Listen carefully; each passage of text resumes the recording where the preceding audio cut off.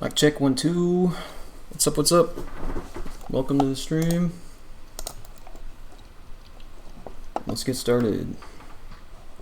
My canvas is a mess. I'm all over the place. I'm normally in the top right or bottom right. I know we're off to a roaring start here. I'm in the top right usually.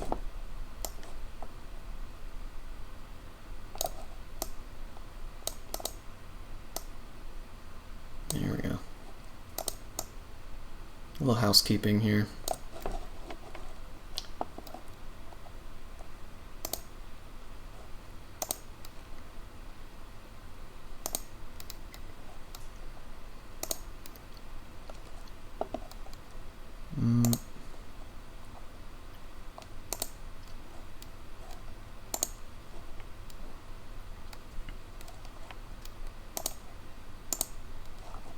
There we go.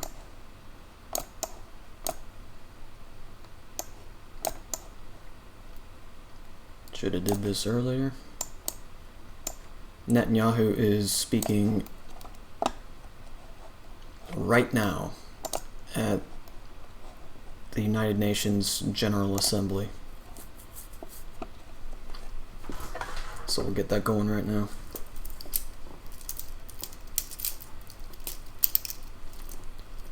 Yo, Ken Klippenstein was on Democracy Now! We're gonna have to look at that later.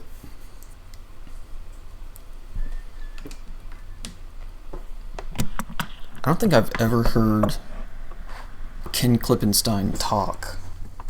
I've only seen pictures of him. Maybe he was on the Hasanabi broadcast one time? I don't know.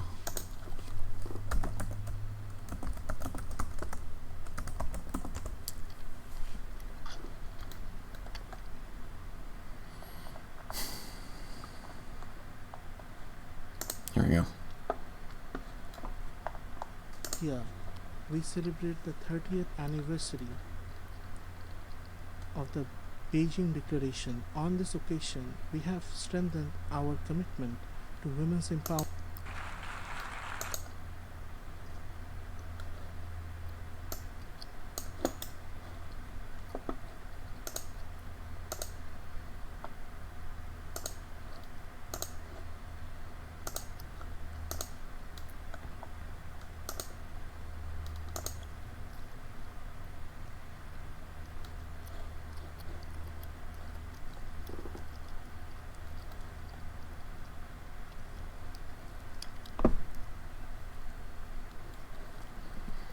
I'm going to switch to my smaller monitor, actually.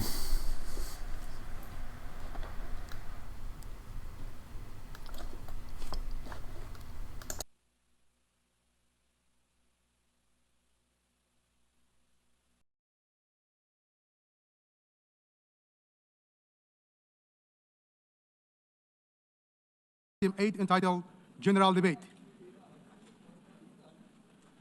The Assembly will hear an address by His Excellency Benjamin Netanyahu, Prime Minister of the State of Israel. I request protocol to escort His Excellency and invite him to address the Assembly.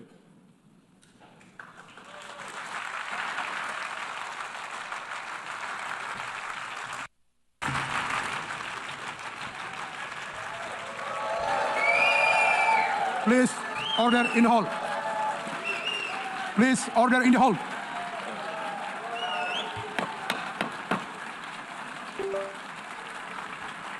Please order in the hall. Please order in the hall.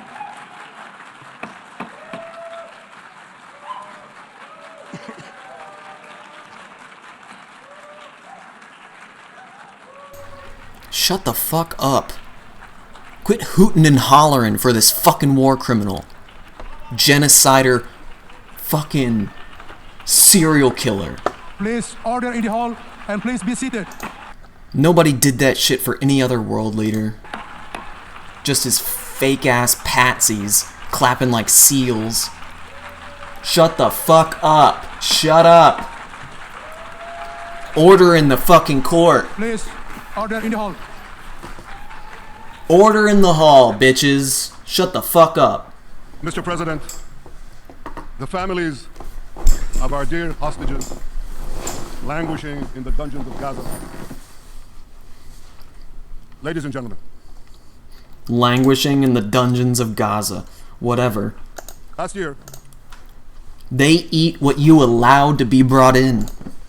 I stood at this podium and I showed this map. This map. It shows the curse of Iran's terror axis. This axis... Dude's been harping about Iran for fucking 3 decades, damn near. The peace of the entire world. It threatened the stability of our region and the very existence of my country, Israel. Iran was rapidly developing a massive nuclear weapons program. You have nukes that are undeclared. You're not supposed to have them. And a massive ballistic missile program. These were meant not only to destroy Israel, they were meant also to threaten the United States. Based on what intel? And blackmail nations everywhere. From Gaza, Yahya Sinwar dispatched waves of Hamas terrorists. You dispatched waves of IDF to slaughter civilians. They stormed into Israel on October 7th and committed acts of unspeakable savagery. You stormed into Palestine, kidnapped and detained and imprisoned 40% of Palestinian men. From Lebanon, Hassan Nasrallah had launched thousands of missiles and rockets at our cities, terrorizing our citizens. Great. 700,000 people are dead because of you. In Syria, the murderous dictator Assad hosted Iran's forces, tightening a noose of death around our throats. In Yemen, That's rich. Talking about a noose being tightened around your throat when you are actively facilitating an apartheid state. the Houthis launched ballistic missiles at Israel while choking global trade at the mouth of the Red Sea. So what's happened over the Who's heckling him? Heckle him. Heckle this fool. tightening a noose of death around our throats? He has to have those clapping seals, otherwise he'd be nothing but heckled. In Yemen, the Houthis launched ballistic missiles at Israel while choking global trade at the mouth of the Red Sea. So what's happened over the past year? We've hammered the Houthis, including yesterday. We crushed the bulk of Hamas's terror machine. We crippled Hezbollah, taking out most of its leaders and much of its weapons arsenal. The only thing that you've crippled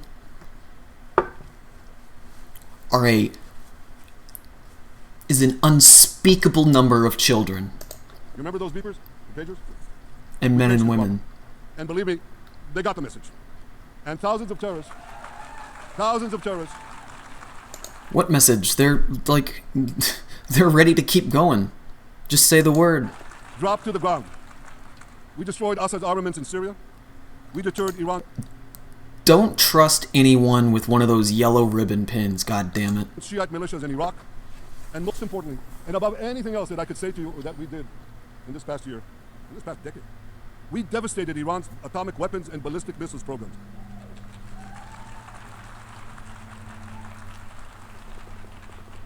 So, here's where things stand today. Oh, he broke out the Sharpie. Half the Houthi leadership in Yemen, gone. Yahya Sinwar in Gaza, gone. Your check marks are backwards. Hassan Nasrallah in Lebanon, gone. The Assad regime in Syria, gone. Those militias in Iraq, well, they're still deterred. And their leaders, if they attack Israel, will also be gone. And for Iran's top military commanders and its top atomic bomb scientists, well, they're gone too.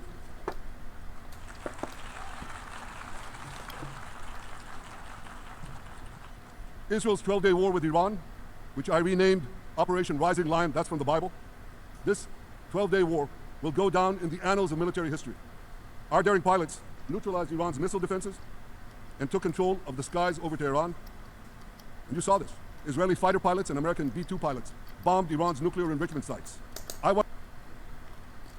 We saw your neighborhoods get bombed, bro. I want to thank President Trump for his bold and decisive action. President Trump and I promised to prevent Iran from developing nuclear weapons, and we Iran is not there. delivered on that promise. We removed an existential threat to Israel, and a mortal threat to the civilized world. We lifted a dark cloud that could have claimed millions and millions of lives. But, ladies and gentlemen, we must remain vigilant. We must remain absolutely clear-minded and vigilant. We must not allow Iran to rebuild its military nuclear capacity. Iran's stockpiles of enriched uranium, these stockpiles must be eliminated. And tomorrow, UN Security Council sanctions on Iran must be snapped back. Literally the only people who believe you are the motherfuckers you brought with you, dude. I'm done with this. We'll start with headlines and then go into more specific stories. DemocracyNow.org, The War and Peace Report. I'm Amy Goodman.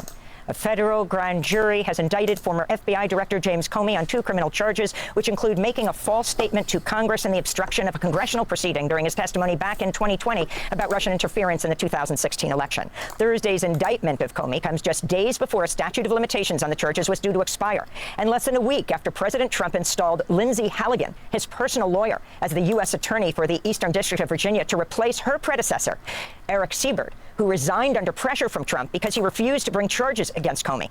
Here's Comey responding to his indictment. My family and I have known for years that there are costs to standing up to Donald Trump, but we couldn't imagine ourselves living any other way. We will not live on our knees, and you shouldn't either. Somebody that I love dearly recently said that fear is the tool of a tyrant, and she's right. But I'm not afraid. James Comey's son-in-law, Troy Edwards Jr., resigned from his position as a national security prosecutor in the Eastern District of Virginia immediately after the indictment was announced. Earlier this year, the Justice Department fired Comey's daughter, who Comey was just referring to in his video, Maureen Comey, for her position as a prosecutor in the Southern District of New York. She has sued, claiming she was fired for political reasons. Maureen Comey successfully prosecuted Jeffrey Epstein co-conspirator, convicted sex offender Ghislaine Maxwell, and Comey was involved in the investigation of Jeffrey Epstein. Meanwhile, the New York Times is reporting the Justice Department is calling on federal prosecutors to investigate the billionaire George Soros' philanthropic group, the Open Society Foundations. The DOJ's directive lists possible charges ranging from arson to material support for terrorism. In response, Soros called out the Trump administration for, quote, politically motivated attacks on civil society, unquote. Israel's military has issued new evacuation orders for neighborhoods of Gaza City as Israeli ground forces push deeper into the Gaza Strip's largest urban area. Israeli attacks have killed at least 29 Palestinians since dawn, 11 of them civilians seeking food, including 2 children. Many Palestinians continue to resist Israel's forced displacement, moving from one place to another within Gaza City rather than leaving entirely. This is Samia al-Samri, a Palestinian mother whose family is sheltering at a tent after an Israeli bomb flattened her home, killing her 9-year-old son. My son was martyred in front of my eyes, and I could not carry him. I was worried that my children would be martyred as well, and I was injured. My son over here was also injured. I suffered. That's why I became worried about my children. Whenever there is a threat, I run away. I get scared, carry my children, and run. After headlines, we'll speak with Al Jazeera. I can't get over this enough. Like, I cannot stress this enough, and I cannot get over it. That it's like this every day. Every single day. We have a fresh batch of 1 to 3 to 4 dozen martyrs, bro.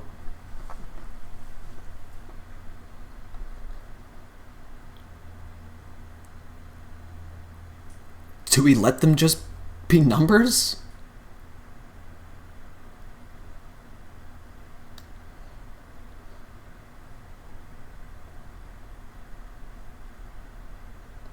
I'll never get used to it.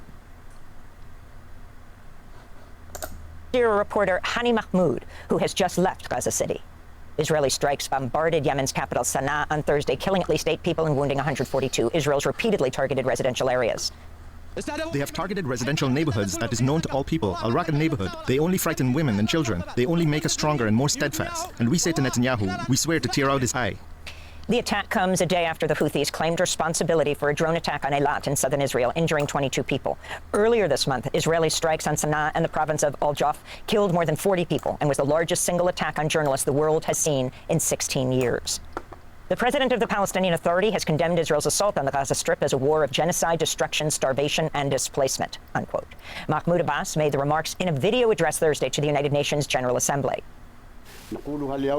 Today we say clearly, peace cannot be achieved if justice is not achieved, and there can be no justice if Palestine is not freed. Abbas said he was ready to work with world leaders to implement a peace plan announced by France on Monday.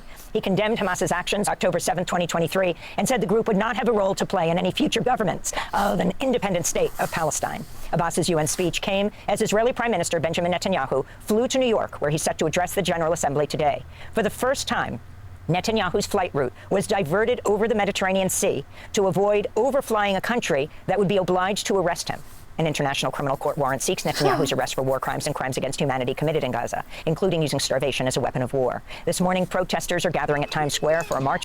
You think you're safe just because you can walk into New York City and give a speech? Those days are numbered, bro.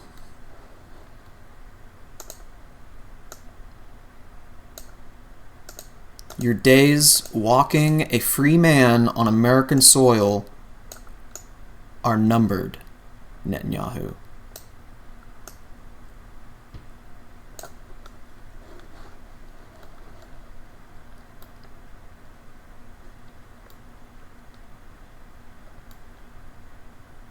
Mamdani is not the first to say that he would arrest Netanyahu, and he won't be the last. Even if he is the first, he won't be the last.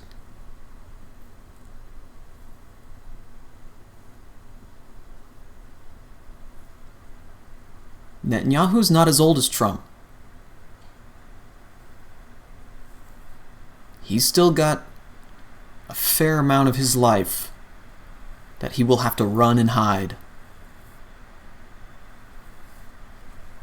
and he should be pissing in fear for the rest of his life. To the UN demanding the arrest of Benjamin Netanyahu. Microsoft says it's barred the Israeli military from using technology it's used to spy on millions of Palestinian civilian phone calls made each day in Gaza and the occupied West Bank and stored in Microsoft's vast Azure cloud computing platform. It's an unprecedented victory for No Azure for Apartheid, a group of current and former Microsoft workers demanding end to Microsoft's work with the Israeli military. But in a statement, the group called Microsoft's actions insufficient, noting the vast majority of Microsoft's tech sales to the Israeli military continue to be untouched. Later in the broadcast, we'll speak with Hassam Nasser. He is a fired Microsoft worker who is an organizer with No Azure for Apartheid. Russia's foreign ministry has ratcheted up tensions with NATO, accusing the Western military alliance of waging war on Russia. Speaking at a G20 conference on the sidelines of the UN General Assembly here in New York Thursday, Russian Foreign Minister Sergei Lavrov said, quote, NATO and the European Union want to declare, in fact, have already declared a real war on my country and are directly participating in it, unquote. His comments come days after President Trump suggested Ukraine could claw back its territory taken by Russia. And meanwhile, Denmark reported to NATO that state actors are responsible for drone incursions that shut down 2 airports. That's according to Latvia's foreign minister speaking to Reuters. Germany's defense minister, Boris Pistorius, went further and blamed Russia for the drone incursions. The suspicion is obvious. This is part of Vladimir Putin's strategy, without us being able to say anything concrete in this case. But it is part of what we experience every day. We are not at war, but we are also no longer at complete peace. We are being attacked, both in disinformation campaigns and now also by drones. The Trump administration is negotiating a $20 billion financial bailout for Argentina amidst a worsening economic crisis, largely due to austerity measures enacted by embattled far-right Argentine president and Trump ally Javier Milei. Critics say the move contradicts Trump's so-called America First policies by offering a lifeline to Milei ahead of Argentina's midterm elections in October, which are critical to Milei retaining power. Here in New York, outrage is mounting after a federal agent in plain clothes was caught on video shoving and pushing an Ecuadorian mother to the ground as her 2 young children watched and screamed in panic inside 26 Federal Plaza in Manhattan. Video shows the woman crying as she begs authorities not to take her husband, who was detained during the family's asylum hearing at the federal building. The woman is heard telling agents in Spanish they're going to kill him if her husband is deported to Ecuador. The agent is also heard mocking the woman, telling her adios repeatedly, the Spanish word for goodbye, before ramming her against the wall and shoving her to the floor. Fucking hate crime, dude.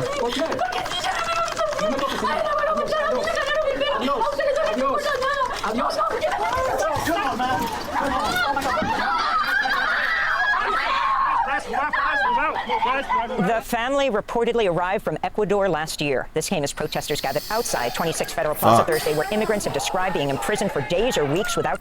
Besides the Gaza footage day in and day out, that's some of the most graphic shit I've ever seen on Democracy Now!, dude. Due process in overcrowded cells without access to medication and proper sanitation, being forced to sleep on the concrete floor and left hungry without outside contact. This is New York Assembly member Jessica Gonzalez Rojas.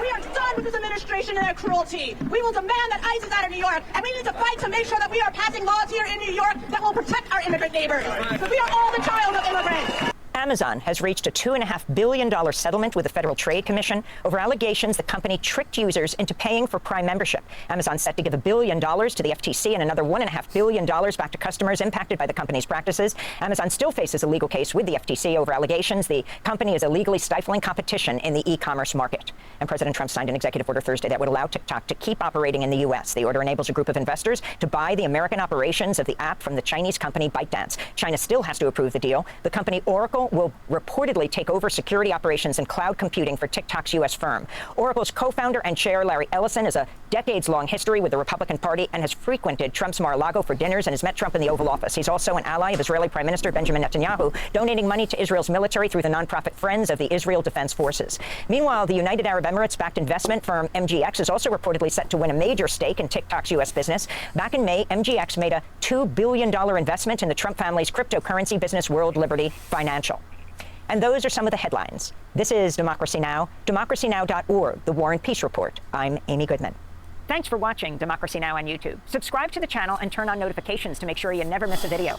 And for more of our audience support... What a fucking day, dude. Jesus.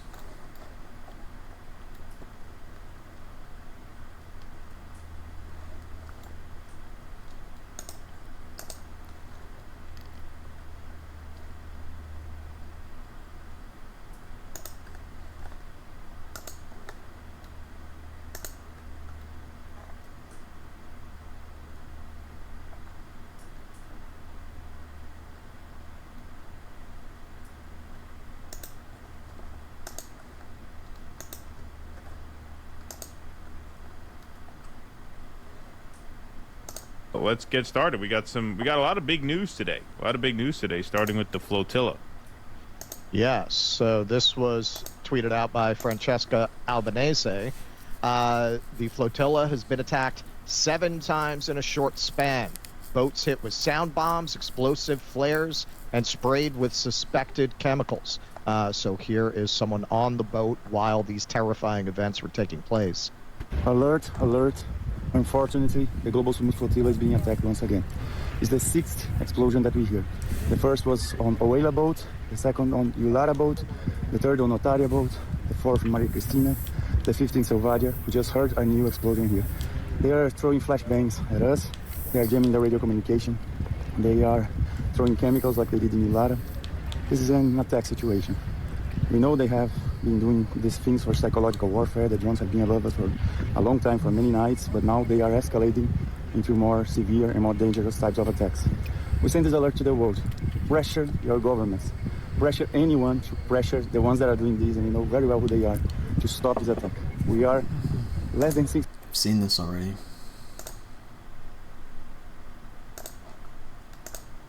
This is Democracy Now!, democracynow.org. I'm Amy Goodman. At the United Nations General Assembly, a number of Latin American leaders condemned the U.S. for unilaterally attacking boats in the Caribbean. The Pentagon recently sent warships to the region after Trump secretly authorized the use of military force in Latin America under the guise of the war on drugs. The bombing campaign began earlier this month when the U.S. blew up a boat carrying 11 people off the coast of Venezuela. President Trump claimed the boat was carrying drugs from Venezuela, but offered no proof of the claim. A number of experts believe, looking at the video, that the boat passengers may have been migrants. This is Colombian President Gustavo Petro addressing the United Nations. The young people killed by missiles in the Caribbean did not belong to the Tren de Aragua gang. Perhaps nobody here even knows their names, nor to Hamas. They're from the Caribbean, possibly Colombians. And if they were Colombians, with apologies to those who dominate the United Nations, criminal proceedings should be opened against those U.S. officials responsible, including the top official who gave the order, President Trump. Cuba's Foreign Minister Bruno Rodriguez also condemned the U.S. strikes in the Caribbean. The interception and destruction of boats, the extrajudicial killing of civilians, the interception of fishing vessels and aggressive actions by the United States and the Eastern Caribbean create a dangerous situation that threatens regional peace and security. I reiterate Cuba's unconditional solidarity with President Nicolas Maduro Moros, the Bolivarian Republic of Venezuela, and the civil-military union of its people. For more, we're joined by Carlos Fernandez de Josio, Cuba's Deputy Foreign Minister, here in our New York studio. Welcome back to Democracy Now! It's great to have you with us. If you can start off by responding to the U.S. bombing these boats, most often linked to Venezuela, and boarding a fisherman's boat, what you think is U.S. plans and what is Cuba's response? Well, thank you for having me. We believe that the whole military presence in the Southern Caribbean, extraordinary and extravagant in our opinion, is a threat to Venezuela and to the countries of the region. There's no real reason for that to be there, and the justification that they're fighting drugs or organized crime is believed by no one. The attack on the boat, an extrajudicial attack, it's unacceptable based on international law, and we guess that U.S. domestic law. They're assassinating people for no reason, without evidence, and without showing what's the reason why they would try to attack these people. So how are Latin American leaders organizing at this point? The region has, the majority of the governments in the region have expressed their concern. There are instances of concerting ideas in the region through CELAC, through ALBA, but there's not today a full consensus on how to deal with this issue. You may have heard that Defense Secretary Pete Hegseth has summoned hundreds of generals and admirals to a base in Northern Virginia next week for an unprecedented meeting of the nation's military. Do you have any idea what that is about? We have seen that the politicians and the public in general in the United States is questioning what's the reason for this, and we're following it. Truly, we don't see a reason. It could be of a domestic nature, or it could be the attempt of doing something outside of the United States. The strikes appear to have been outside of any declared war zone, targeting civilians who pose no immediate threat. Legal experts say such extrajudicial killings violate both U.S. and international law. Very interestingly, there are Republicans as well as Democrats who have condemned what President Trump is doing. We just heard Gustavo Petro. He has called for criminal proceedings against the Trump administration over the military strikes in Venezuela. You are a close ally of Venezuela. Nicolas Maduro has offered attempted diplomacy. The White House said it has dismissed an office from Maduro to engage in direct talks with President Trump aimed at de-escalating the U.S.-Venezuela relationship. What do you think has to happen now? I believe there has to be a responsible attitude from the United States. In the case of Cuba, any aggression or any threat of aggression to any Latin American or Caribbean nation will, of course, will imply that we have full solidarity with a nation under threat or under aggression. We believe that the international community should send a clear message, not only Latin America and the Caribbean, to the U.S., that violating international law, carrying out aggressions and threats of aggression goes against the UN Charter and against the principles with which the international community should live. I want to ask you about another issue that came up this week. President Trump held a news conference at the White House promoting the unproven claims that the common painkiller Tylenol causes autism in children if taken during pregnancy. So why would I be asking you about this? You're not a doctor and you're not from the United States. But during his comments, President Trump brought up Cuba. There are parts of the world that don't take Tylenol. I mean, there's a rumor, and I don't know if it's so or not, that Cuba, they don't have Tylenol because they don't have the money for Tylenol, and they have virtually no autism, okay? Tell me about that one. Is this true, though? First, I'm not surprised. Americans in general, politicians included, are frequently ill-informed or misinformed about Cuba because there's a lot of propaganda regarding Cuba that distorts reality. In Cuba, first of all, we produce acetaminophen, and acetaminophen is prescribed to the population as a respected painkiller. He said not only do we have Tylenol, we fucking make it, dude. And in Cuba, we have autism. In fact, we have a very strong program of autism that covers the whole country. Because of the nature of our public health system, we have the exact number. It's not estimated. We have the exact number of people who suffer autism. Wow. We have special schools, special programs, special clinics, special programs that go down to the community. It's quite well treated. And we have even cooperation with other countries around the world regarding the issues of autism. Finally, when President Trump took office, he reinstated Cuba's designation as a state sponsor of terrorism. Is that going to change? We hope so. The only link of Cuba with terrorism is as a victim of terrorism carried out by the United States for years, sponsored by the government of the United States. Today, where it's allowed, there are people living in the United States that finance, organize, and carry out violent and terrorist actions against Cuba. That exists today. We're not saying that today the government is participating, but the government is tolerant with those people. Many people have been concerned that President Trump is so concerned about the Epstein files, and I'm sure you've read about that, his relationship with this sex offender, that he will do anything to distract attention, and that these bombings of the boats are a way to prod Venezuela and perhaps even Cuba, a close ally of Venezuela, to attack back, which would then, of course, divert all attention to what's happening in Latin America and the U.S. relationship. Your response? It could be the case. It wouldn't be the first time in the history of the United States when something like this occurs. And we do understand, as I said at the beginning, that the current military presence in the Southern Caribbean is totally unjustified. It's extravagant and it's extraordinary, and it's threatening to the people of the region. Thanks for watching. We turn now to Gaza. Israel's military's issued new evacuation orders for neighborhoods of Gaza City as Israeli ground forces push deeper into the Gaza Strip's largest urban area. Israeli attacks have killed over 30 Palestinians since dawn, 11 of them civilians seeking food, including 2 children. Many Palestinians continue to resist Israel's forced displacement, moving from one place to another within Gaza City rather than leaving entirely. As Israel escalates its bombardment of Gaza City, we're joined now by Al Jazeera reporter Hani Mahmoud, who has just left Gaza City. Hani, welcome to Democracy Now! You are still, of course, in Gaza. Can you talk about why you left Gaza City? Because he could afford it. Amy, thank you so much for having me on this particularly amazing show. I'm a fan of Democracy Now! And just a quick reminder, we met about 10 years ago at Montana State University, and I had a copy of your book, Out of Madness, and you signed it for me. Very, very amazing moments to meet with you and listen to your lecture at that time.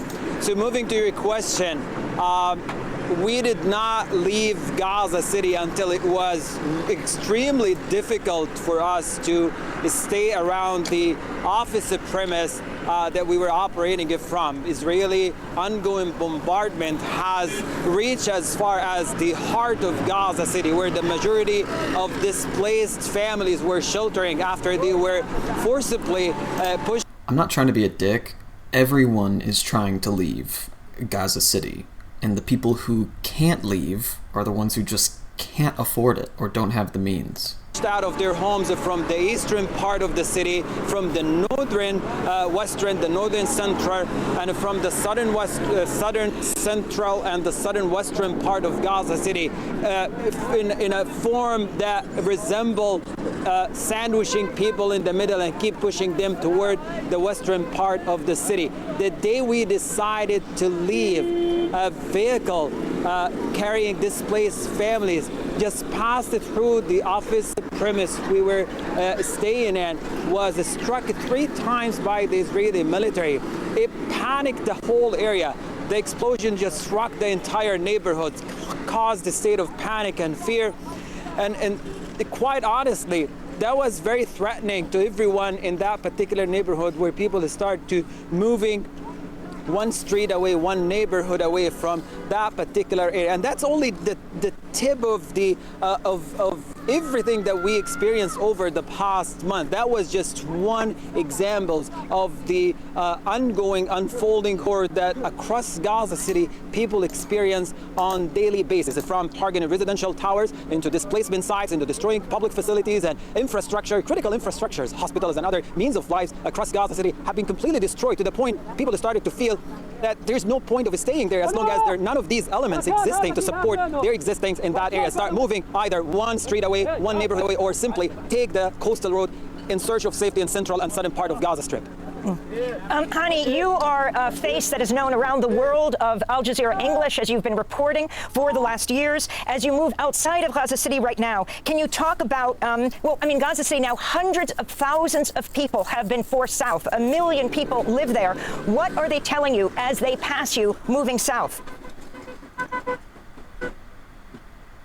Well, Amy, let me start with this. People feel now it's a permanent state of displacement. They have been on this constant sense of a state of displacement for the past 23 months, from one place to other. And I'm not exaggerating when to say that literally people have been herded from one area to another, and the majority of them are pushed into central and southern part of the Strip. The area itself has never been prepared, has never been designed to absorb so many people at once here. We're talking about not just double or triple, quadruple the number of people who are residing in central and southern part of the Strip. Now, apart from the fact that major part of this area is not safe at all, over the course of the past week, we've seen on daily basis displaced families within their arrival, just hours of their arrivals to the areas where they're sheltering, they've been attacked by the drone strikes and they were killed here. So this is not safe for them. People are being basically told, in order to avoid being bombed in Gaza, you need to move south. And as soon as they move south, they're getting bombed and they're chased by the drones, by the quadcopters, by the fighter jets. That each explosion technically not just destroy an entire neighborhood, but pushes people into further internal displacement. When it comes to people here,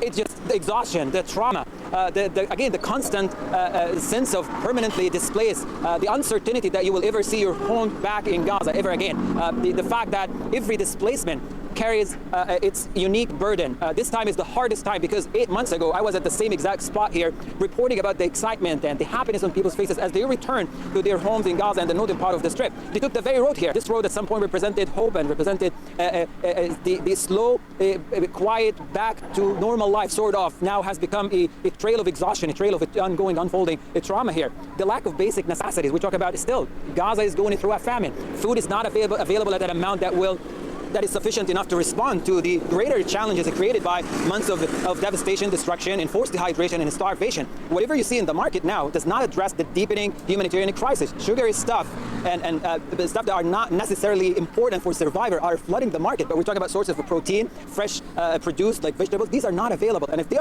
are available, they are available at a very small quantity at a skyrocketing price that is beyond anyone's financial capabilities now. People have not been on a regular payroll. Public sector are not getting paid regularly. Private sectors have been completely destroyed, so people are left to food stamps and food coupons, whatever parcels they have been able to collect.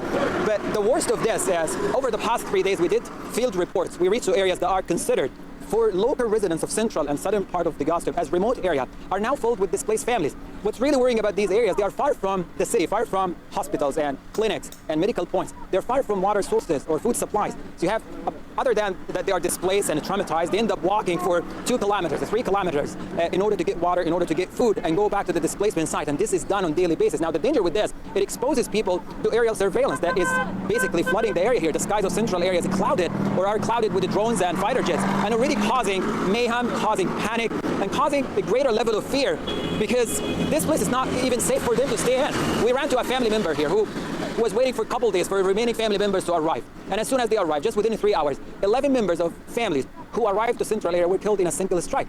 And imagine how is this playing itself out, how is it echoing with people who wants to leave from Gaza into safety, but they hear about this. Of course, they're not going to be encouraged to take the risk, because Gaza is devastated and destroyed, and now coming to central area is not different. It's also destroyed and devastated and under many of these attacks as well. Hani Mahmoud, last month protests erupted worldwide demanding accountability and justice following Israel's targeted assassination of Al Jazeera correspondent Anas al-Sharif, along with 4 of his colleagues and another journalist outside Al-Shifa Hospital in Gaza City. This is a tribute you and your colleagues at Al Jazeera made for the slain journalists.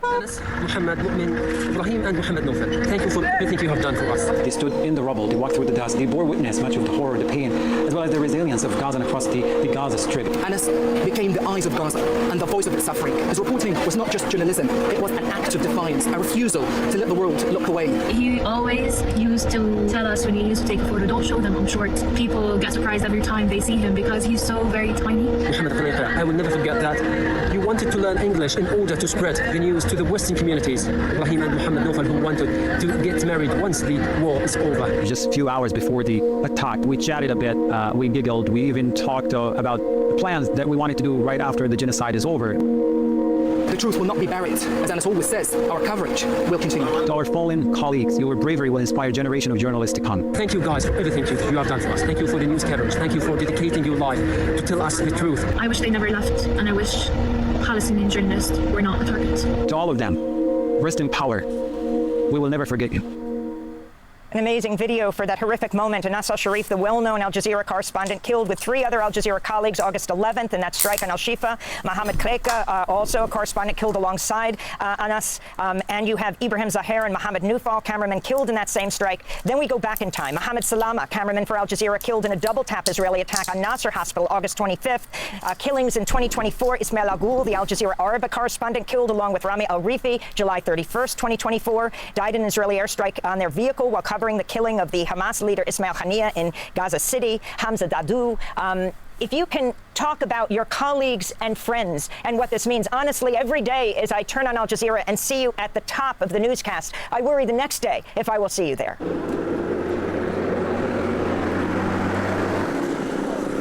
You know, there is a lot of risk involved in what we are doing, and we recognize this from day one. The Israeli military made it clear that there's no one safe in Gaza. The fucking mirror of that truck clipped his elbow. Jesus Christ. City, and I think seeing the acts on the ground, they literally mean that there is no one safe. And it's not just about the journalists. You look at the doctors, for example, medical staff being targeted and deliberately killed. Oh. Little boy walking up and just looking at him.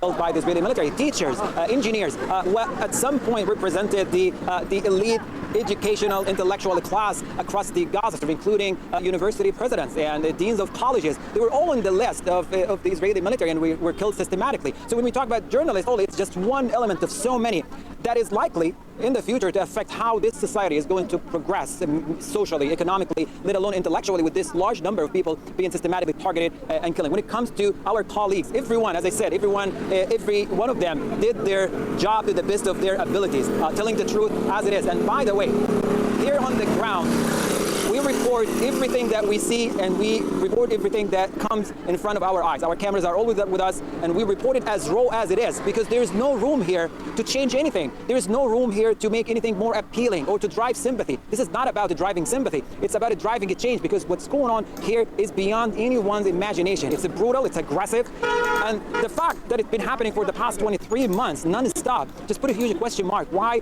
is it going for so long and no one is doing anything to stop it? That's what makes it very difficult. And this is, quite honestly, what keeps us doing what we're doing, because we believe the world deserves to learn the truth, to learn about what's going on daily basis, the deliberate destruction of hospitals, of schools, of residential clusters, the mass killing, mass wholesale killing of children. We have in a couple years from now, we will have a whole generation of amputees, of new crippled young generation because of the large number of children who were amputated inside hospitals because of the kind of bombs used by the Israeli military. Now, telling these stories is important. The world needs to understand that a singular event that lasted for how long? 3 hours was followed by 23 months of brutality that have destroyed everything across the Gaza Strip. And this is not a call that what happened was okay. We're not saying this, but we're saying what we're looking at for 23 months. This aggression continues to unfold in the most barbaric way. I've seen bombs falling non-stop on 10 sites in Al-Mawasi, an area that's supposed to be safe for people. I've seen it targeting schools while people are sheltering inside. I've seen it targeting marketplace while at rush hour where they are overcrowded with people trying to buy food. So we've seen death in all forms and all shapes here across the Strip. And standing here... All right, let's move on. I mean...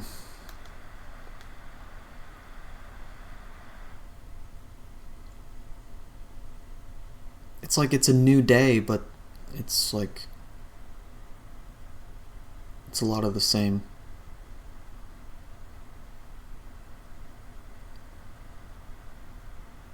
New deaths, same old genocide. At this moment, is it safe? No, it's not safe at all. I mean, there's no guarantee that anything could happen here. Any bad thing could happen, whether you are here in the street, in an office, inside your home. Because again, this is very consistent with what the Israeli officials made it clear from the opening weeks of... Hell on earth.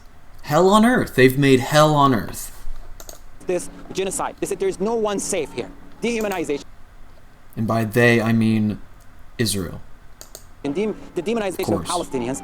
And it looks like they put journalists at the top of the list, and they track them one by one. And if not them, it's their families. We've seen journalists' families, whole entire families, been wiped off the civil registry simply because they were telling the truth. They were documenting what was going on the ground. This is Israel's tactics to suppress any voice of a criticism on the ground, to maintain that vision worldwide that they are fighting barbarians, they're fighting terror, they're fighting uncivilized population. But guess what? This has changed. And I hope it will continue to change, because what we're seeing on a daily basis, what you see on the screen, is only a tiny bit of what we're able to show you. Yeah, you can say that again. This is Democracy Now!, democracynow.org, The War and Peace Report. I'm Amy Goodman. President Trump's escalating his attack on progressives following the assassination of the conservative activist Charlie Kirk and a deadly shooting that targeted an immigration jail and an ICE van in Dallas, Texas. On Thursday, President Trump signed a national security memo authorizing government-wide investigations into nonprofits, activists, and their donors. The memo calls for the FBI's Joint Terrorism Task Force, quote, to coordinate a, quote, national strategy to investigate, prosecute, and disrupt entities and individuals engaged in political violence, unquote.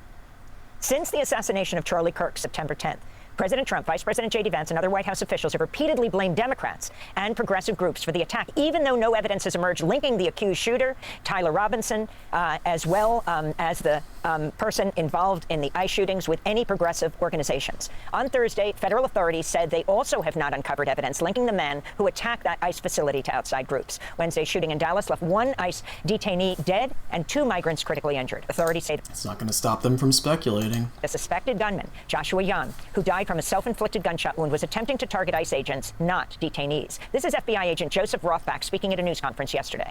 Jan specifically intended to kill ICE agents. He fired at transport vehicles carrying ICE personnel, federal agents, and detainees.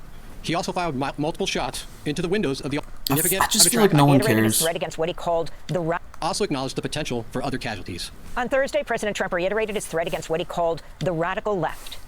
I mean, it's... We obviously care that people died, but, like... Dude. Crazy guy with a gun? Great. How am I supposed to care about that? I mean, how is it any different from any of the other school shootings? What, just because it wasn't a school? Well, because it wasn't, you know...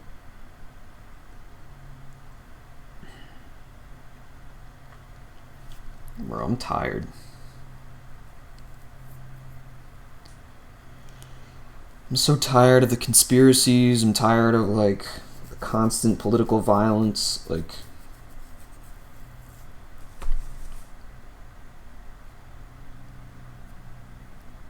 I was ready for everybody to calm down before Charlie Kirk got shot, you know? That's a fucking pipe dream. There's really only two directions our country can go right now, and that's like undoing all of the issues that we have, or just slipping deeper into whatever this authoritarian fascist government is now. I mean, it's been fascist, but like it's never been like, we are fascist, we're gonna do fascism. Like Project 2025 and shit. That has to be crushed as much as Donald Trump needs to be crushed. Radical left is causing this problem, not the right, the radical left. And it's going to get worse, and ultimately it's going to go Based back on to them. what? I mean, bad things happen when they play these games. And I'll give you a little clue. He's like, I think I can do a countrywide January 6th. I think I can incite a whole ass race war. That's what I think I can do. Trump is such a fucking... Sitting on the bench at the schoolyard like, well, I heard that so-and-so said this to you, and well, I don't think that'll be a good thing. Just a piece of shit. Flapping his gums more than anything else. Right is a lot tougher than the left.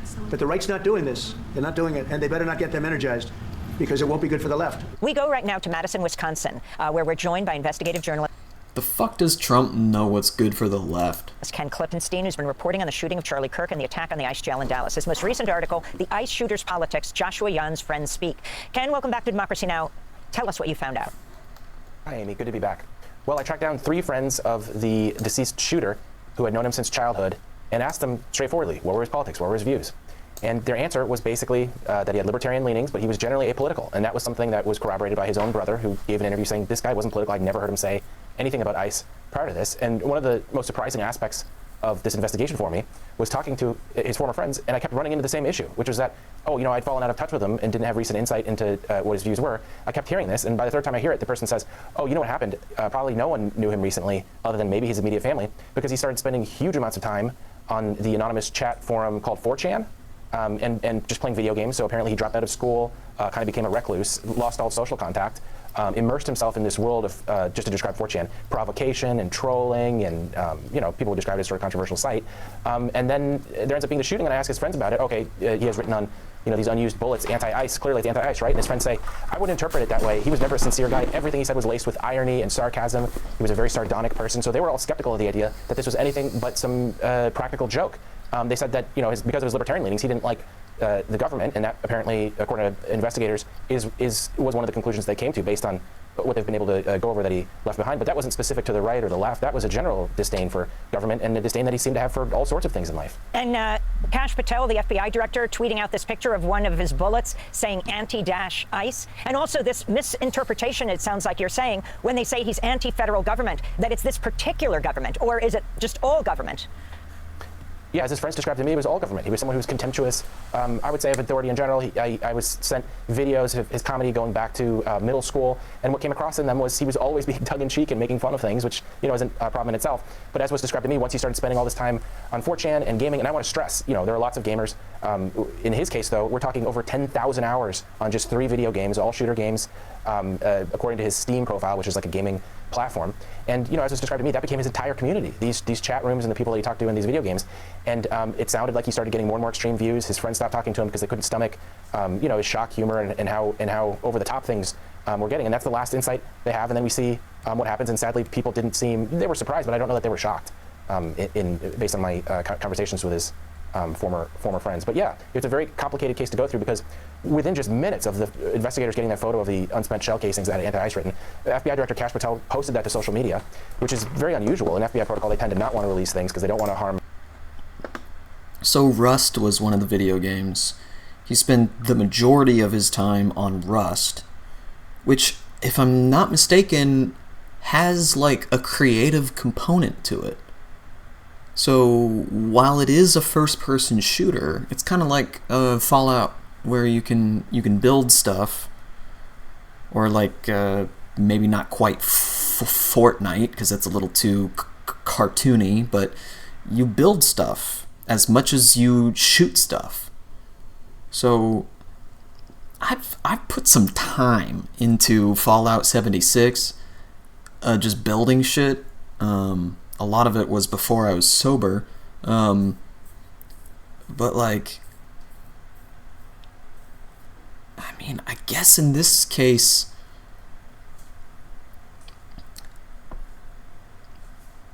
maybe Minecraft didn't have enough guns for him. You know what I mean? Like, I could be looking too much into it. An ongoing investigation, tip off the people that they're investigating, or in this case, imperil conclusions that the investigators might come to. And of course, social media took that and ran with it and said, right up to President Trump in a statement to Truth Social, saying, this is the radical left. Clearly, look, anti-ICE. That must be the left. And I talked to his friends, and they said, well, that doesn't sound like how the left talks. They say things like abolish ICE, or maybe more fiery language than that. But yeah, there was a lot of skepticism about this very straightforward interpretation of what happened.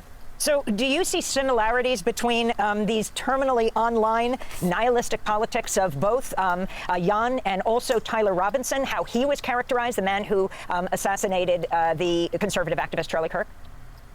Yes, definitely. At first I thought, gaming has become to young people, it's sort of like the NFL is for lots of folks, including myself. I'm someone that's played video games in the past plenty. So I don't want to stigmatize it. That being said, the way in which these guys talk is very specific to the subcultural spaces in which they lived. In the case of Tyler Robinson, on Discord, which, in the major press, I think there's confusion about what Discord is. It's basically just WhatsApp for video games. You can make phone calls, video calls, texts, and things. I had sent to me, based on several of these chat rooms that he was in, messages from Robinson, and it was basically the same picture. Not somebody who was overtly political. There was literally one post mentioning Trump and one post mentioning Biden. And in the case of Biden, it was about I think both were about the 2020 election. So of course everyone's paying attention to politics at that time. But it was a very different picture than what you would have gotten, certainly from the Trump administration, which took this and ran with it immediately, saying that this is evidence of the out of control, violent assassination culture of the left. But also in major press. I mean, I don't blame people for thinking, okay, well, this must have been political. But when I talk to folks, both in the case of Tyler Robinson in Utah and in Texas, you quickly get the impression that they both, perhaps like most of the country, despises both political parties to the extent that they have views on politics at all. And I think that picture gets lost when the major media, overwhelmingly based in Washington, I lived there for several years, and the sense is, there's two teams, everyone wants to know which team you are, people generally affiliated with one or the other. That's not how most Americans see politics, and that was perhaps the most normal thing about these two shooters, that they were disengaged with politics. Thanks for watching Democracy.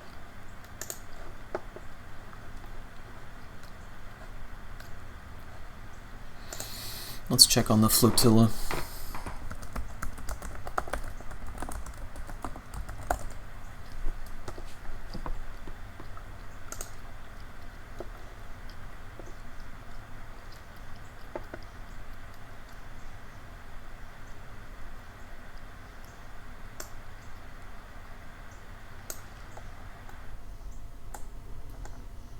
There don't seem to be a lot sailing right now in the list.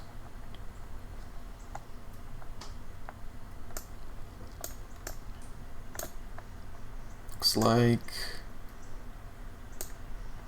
others met up with them. 2 for 47 ships.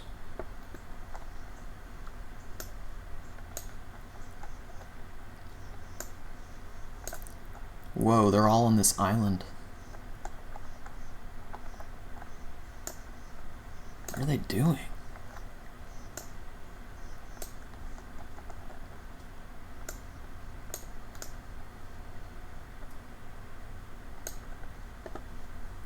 Where is this?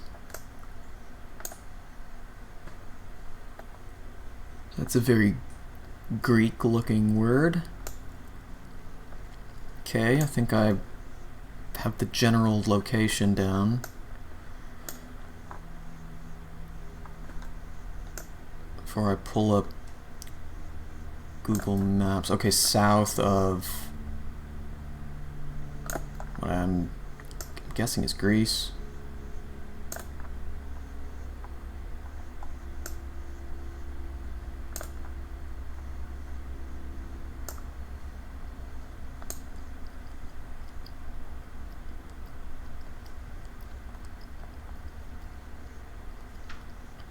Okay, this is Crete.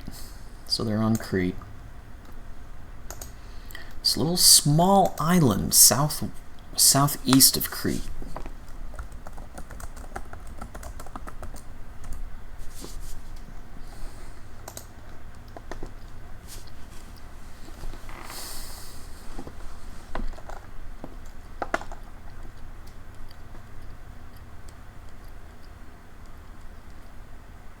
Kufanisi.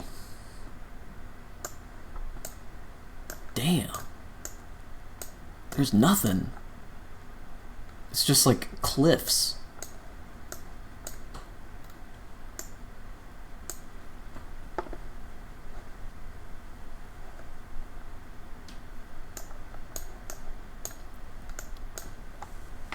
Guess there's like a beach over here. This looks pretty desolate. I guess they just chose the island as like a spot to rendezvous.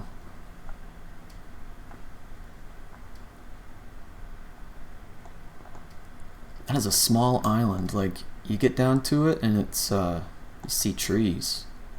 Damn, I can get down close. Google Maps is amazing, dude. Alright, I'm gonna quit fucking around.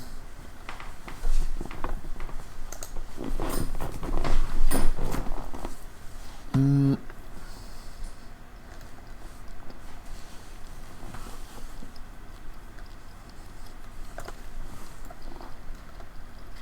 don't think I saw this.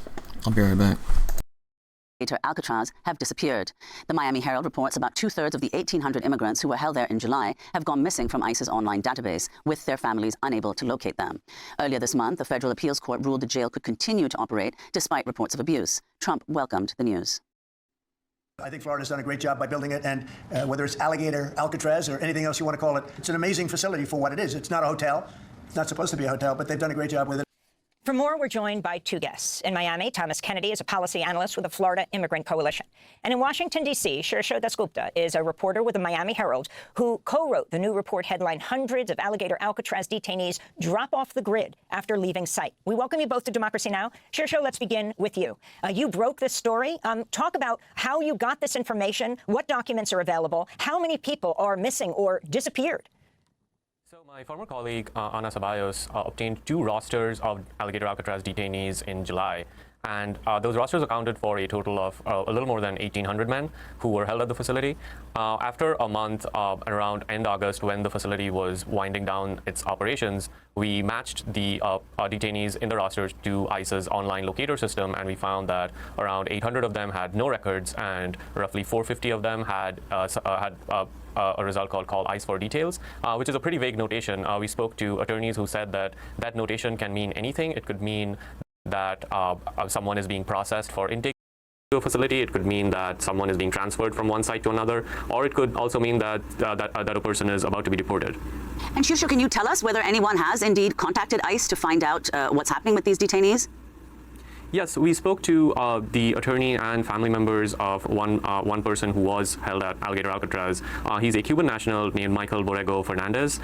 He was at the site for around a month, and in early August, he was shifted to Chrome Detention Center in Miami, which is a federal detention center, unlike Alligator Alcatraz. Then around Labor Day, his family realized that he has been sent to a federal detention facility in San Diego County in California, and they got this information through the online locator system. But he stopped calling them, and when his lawyer tried to contact him in the California facility, the staffers there kept telling him that we don't have anyone by that name, you should call ICE. And then the lawyer went to ICE, and ICE would just refer him back to the California site. And this went on for around a week until they finally heard from him. But by that point, he had already been deported to Mexico. And Shirsho, talk about the significance of this. I mean, what is the distinction in practical terms? In other words, in the ways in which detainees are kept track of and processed through the immigration system in a federal agency versus a state-run facility? So if a detainee is in a federal facility, they will appear in some form in the ICE case locator, and attorneys will have access to them. It is a very complex process, but attorneys know how to navigate this process. They know who to call. They know how to set up interviews with these people. They know how to have private calls with their clients. But because this was a state-run facility, there were jurisdictional issues because it was a very rushed process in which this site was set up. There was issues surrounding legal access between attorneys and clients.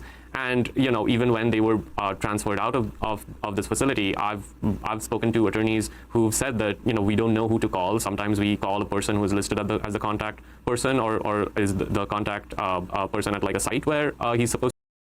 But we don't even know whether that person is the right individual to call to set up a discussion with my client.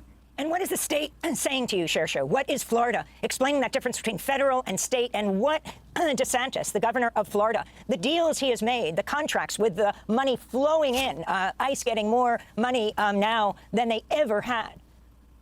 So Florida, per our last estimate, Florida has spent more than $200 million setting up Alligator Alcatraz. And obviously, it was ordered to be, operations to be winded down, which they did. But then an appeals court issued a stay on that order, so it's a bit unclear about what's happening at the site now. In general, the DeSantis administration has taken a very hard stance on immigration, and he has made Florida among a leader in the states which are cracking down on violators of immigration laws. But in terms of our story about people sort of falling off the grid after being moved out of Alligator Alcatraz, his office did not comment. They referred us to ICE, and ICE did not issue any comment either, despite multiple requests. Thomas Kennedy, you work with the Florida Immigrant Coalition. Can you talk about the panic of families right now when they can't find their loved ones? We're talking about Alligator Alcatraz, which is the term that Republicans dubbed this Everglades detention jail, and also what they also have dubbed Deportation Depot, another jail in Florida. But talk about both and what the families are doing. Sure. So we actually connected and worked with the family of Michelle Borrego, who was just mentioned. And basically this is what I call administrative disappearances, because Alligator Alcatraz is a completely state-run facility. Yo, at Netanyahu's speech, they staged a walkout. Dozens of United Nations delegates from at least 50 nations, including Qatar and Ireland. Dude, I bet that's why Iran wasn't there.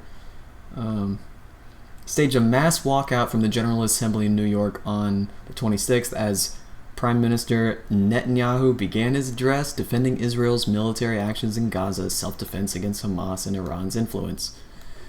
Netanyahu rejected recent recognitions of Palestinian statehood by countries like France and Britain, vowing to dismantle Hamas and free the remaining 101 hostages taken in the October 7th attacks. In an unprecedented operation, Israeli forces broadcast the 25-minute speech live into Gaza using loudspeakers on trucks and hijacked mobile phones, drawing criticism as psychological warfare amid a Palestinian death toll exceeding 41,000. What the fuck are you talking about? 41,000. Says who? This story is a summary of posts on X and may evolve over time. Grok can make mistakes. Verify his outputs. Yeah. Dude. How do I report it?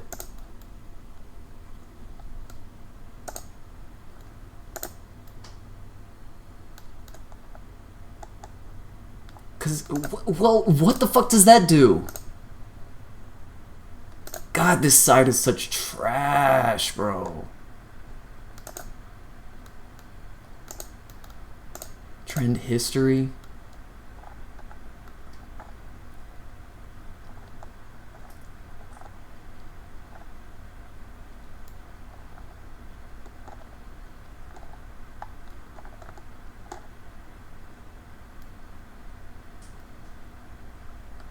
What? That resulted in over 42,000 Palestinian deaths. The number's getting lower. What the fuck? What in the fuck?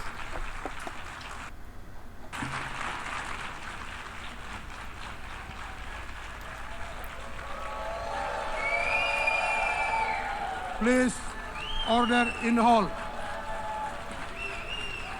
Please, order in the hall.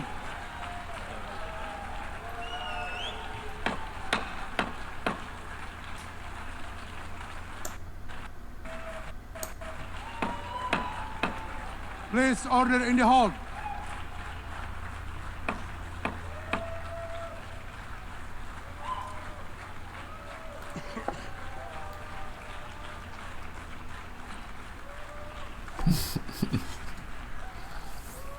I didn't notice this.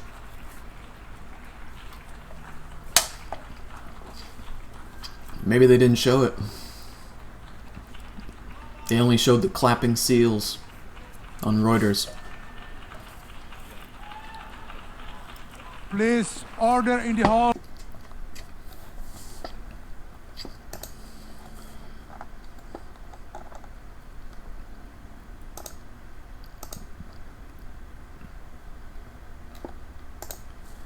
Let's get the highlights. And the state of Florida is trying to avoid a NEPA process, lowlights, National Environmental Protection Act, environmental study, because this facility sits in ecologically protected land that actually has a dark sky.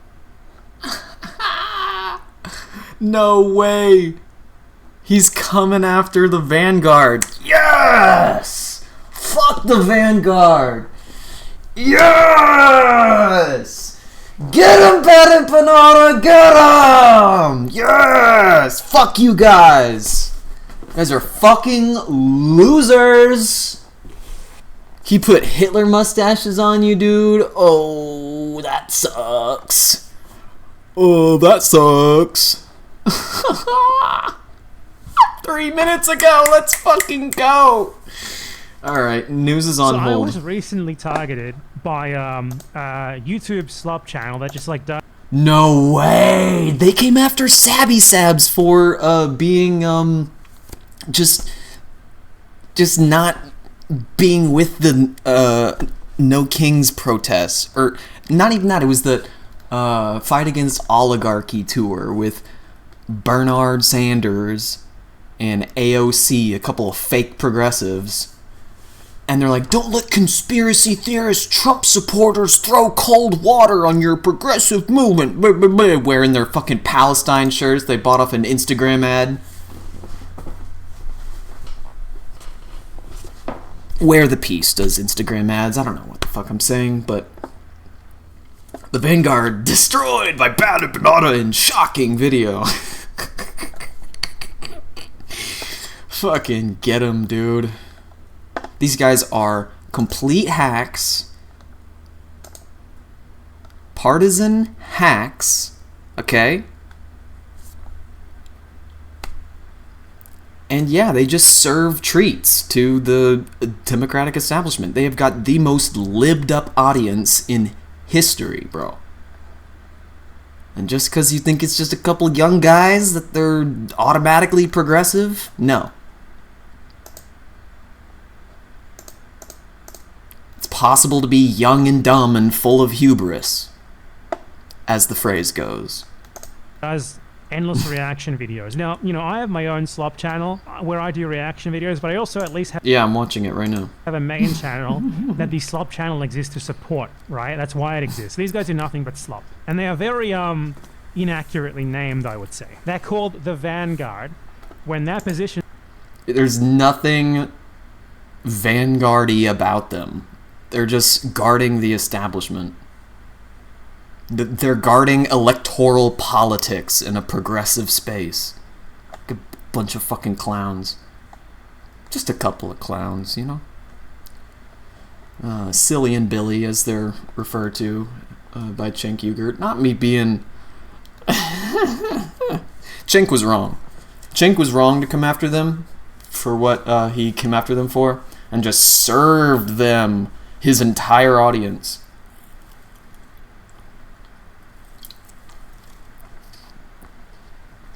That's who watches the Vanguard. Former TYT enjoyers. That are about as far away from a Vanguard as I could possibly imagine. Nothing compared to the goddamn shield wall. Let's go! Every one of their videos is like, popular personality name destroys. Shut down! Unhinged! Pearl clutching Karen! Kyle said what? It is some pretty fucking... It is straight up slop, yeah. Very clickbaity titles. They even do like internet drama as well. Like, what are you guys? Media critics of the independent left. Okay. And people watch them not so much because they want to see what these guys have to say about the actual clips, but rather because just like political creator themed drama endlessly. Every single video is the exact same. X verb. Disgusting. Crystal ball goes off on brother Tyler Cohen and with Kyle Kulinski and Taylor. Why is David Pakman in the thumbnail? Disgusting. Heckle and Jekyll. Matt Taibbi calls out the Vanguard, dubs us Heckle and Jekyll.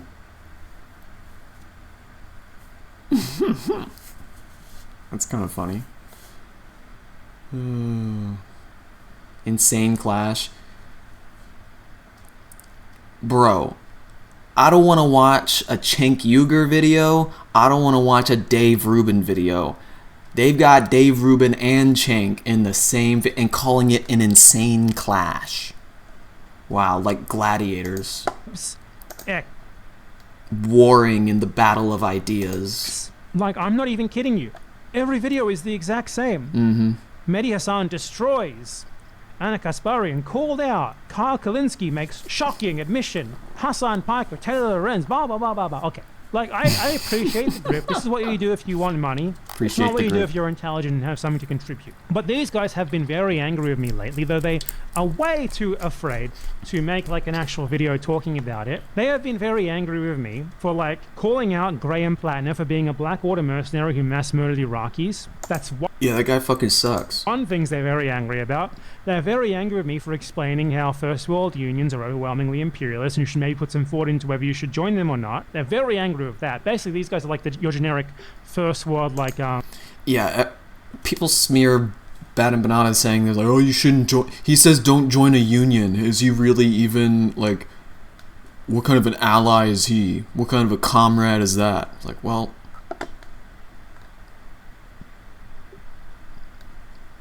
What have the Teamsters done for you, you know?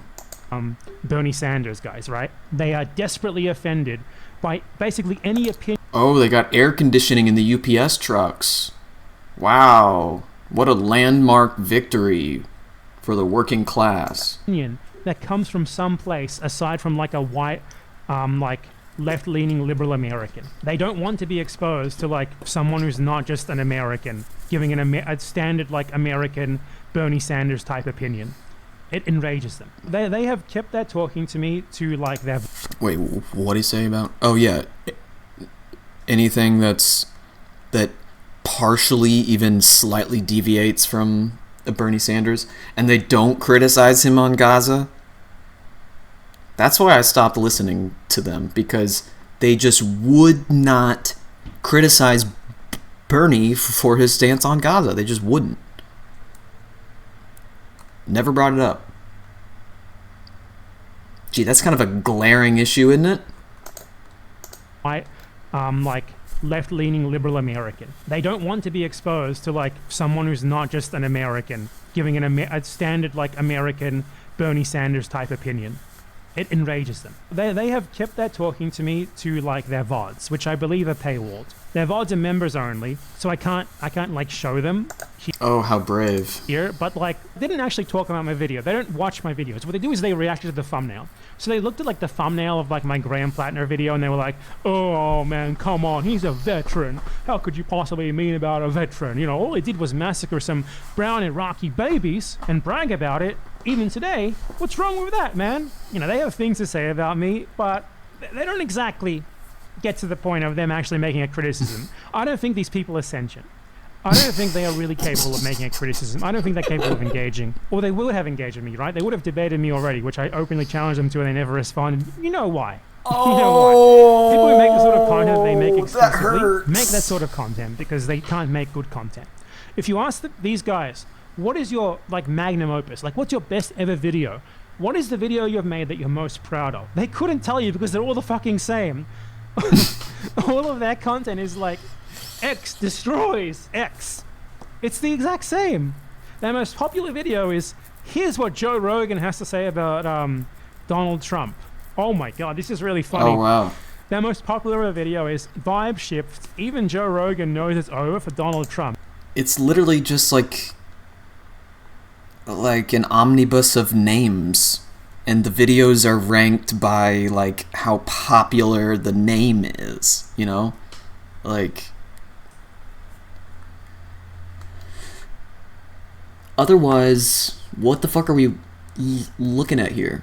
Sam Cedar spilling the tea. It just kind of, the faces just become more obscure as they become less popular, you know? It just seems to be just like raw traffic, you know? Kamala's gonna win. Are you fucking kidding me? Okay, these guys are even worse than I thought they were. Sorry, these guys are just like Democratic Party influencers. These guys were just like pro-Kamala Harris guys. How'd that go, by the way? Did she win? I watched them on election night, actually. They were like, she's gonna win, guys. She's gonna win. And then when it became evident that it was not gonna happen, they were like,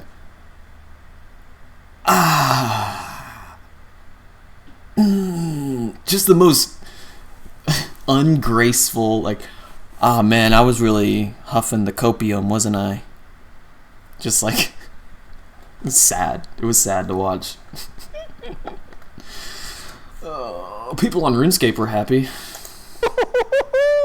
Maybe not. Like, if you ask me, like, which of your videos are like your favorite? I could tell you a ton. Like, video on Manifest Destiny and how it links to Nazism. Like my video on how Israelis are indigenous. Like, I have tons of videos that I could point to. You ask these guys, they honestly couldn't tell you. I doubt they even remember the specific videos that they made because they're all the same. It all just blurs into like a blob of just X destroys X type videos. So these guys, it's almost like it blurs into some kind of amorphous slop. Are going super hard for Blackwater Mercenary. Blurs into like a blob of just X destroys X type videos. So these guys are going super hard for Blackwater Mercenary, Graham Plattner, who, as I went, yeah, they're just like electoral politics shills for the Democratic establishment, pretty much. Was a Blackwater mercenary in Afghanistan massacring little children for a mercenary company in 2018, right? And they are incredibly enthusiastic about him. So literally on the day when it was being widely spread that Graham Plattner was a Blackwater mercenary for the first time, they posted this. Everything I learn about Plattner makes me love him more. Very unfortunate day to say this. They fucking love this guy. They absolutely adore him. Like the most obvious Democratic Party plant who's... Oops.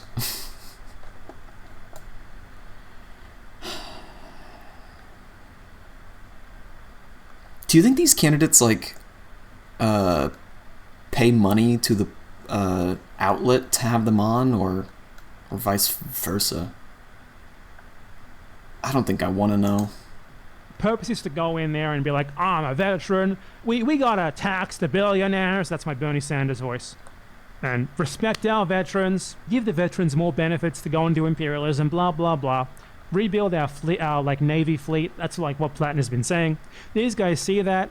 They are rebuild our naval fleet. We have more aircraft carriers than the rest of the world combined. We have nuclear submarines ready to fucking send the world to hell. Just parked them all around in the ocean. We don't even... Nobody knows where these submarines are. And we're not the only country either. Bro, saying we need to rebuild our military when we have nuclear submarines that can be powered for 30 years with their reactors? These submarines only have to surface because of the crew. That's how scary these fucking weapons are.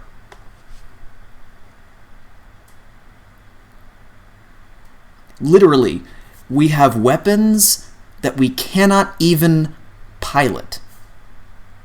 Because the human body cannot withstand staying underwater for 30 years. But the nuclear submarine that can launch ICBMs can.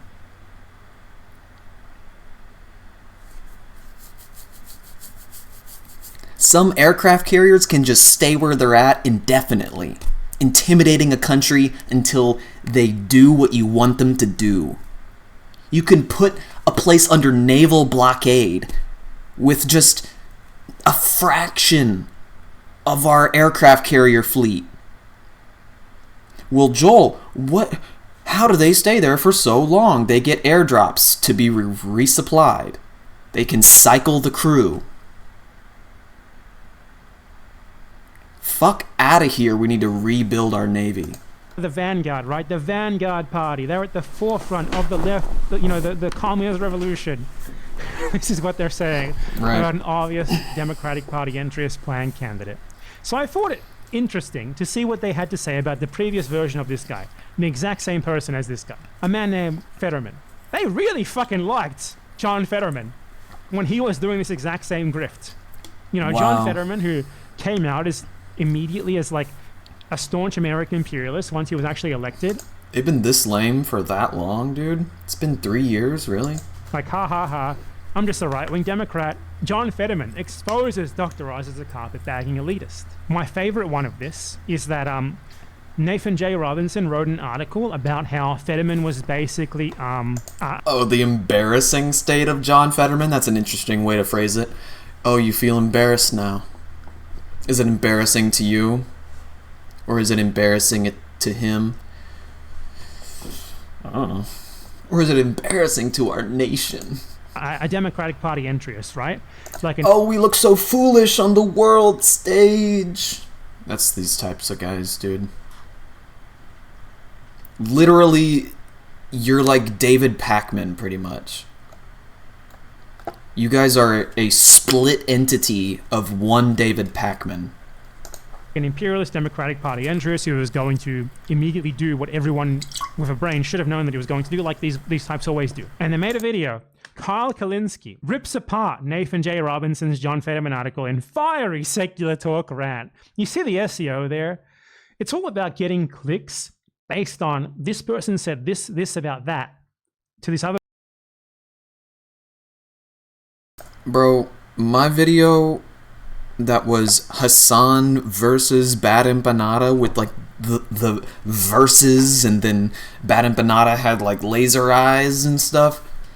That one got like 500 views in like a day, and I had like 400 subs. It was not a lot of subs, and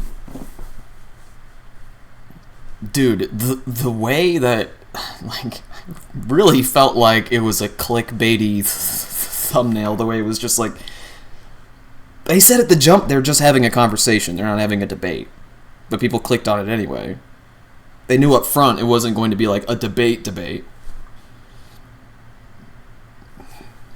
People eat that shit up, man. And that was a long time coming, and I feel like Hassan learned nothing and floundered at the slightest pushback that Bad Empanada had. Hassan just can't take criticisms. It's about as deep as that goes. The person. This is their model. They have no merit whatsoever. These guys could not connect two neurons if they needed to. And this didn't really age very well, did it? Guess who was right here? We know who was right. We know who's going to be right in the future too about Mr. Plattner, me.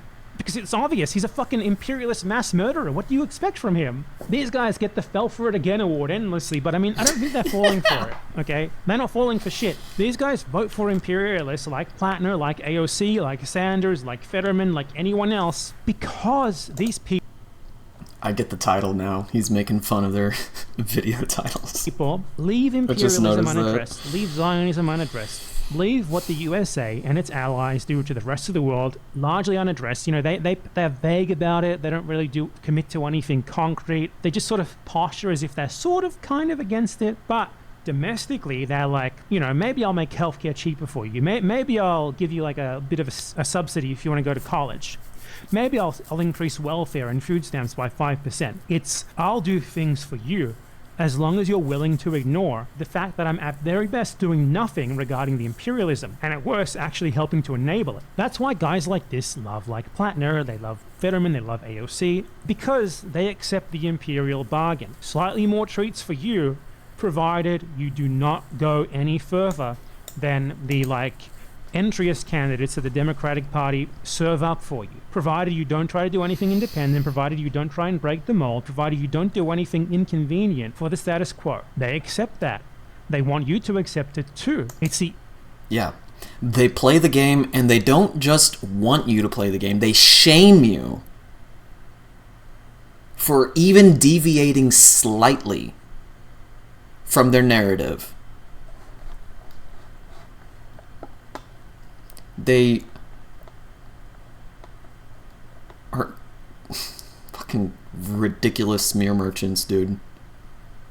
Like, at the end of their streams, they just sit there with their viewers and just take donations and tepidly respond to questions until they get bored. Or, I don't know, reach a certain dollar amount. I don't know. Easy thing to do, you know. I'm gonna grab a drink real quick. I'll be back in 2 seconds, Bad and Benata. Of acceptable politics. It's pompous. Else is already doing that. It doesn't really take work. It doesn't really take any convincing. Your audience is already captured. They already agree with. I'll be respectful. I'll pause it. Ugh.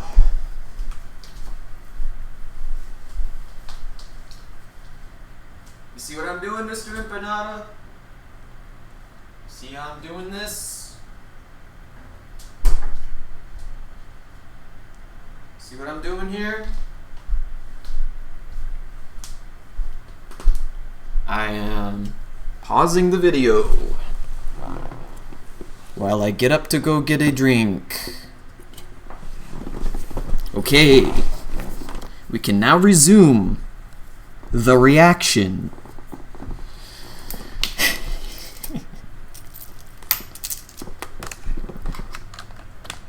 Oh boy.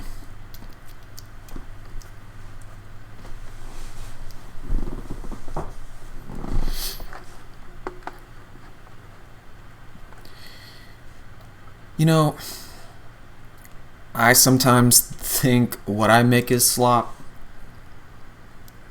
but it's reaction slop. You're not really... It's not slop. I mean, it's resource gathering. What I do is I find headlines and I just act as a conduit for the message, for the news, for the truth. Truth is a big word, okay? And I'm just trying to distill the noise, you know?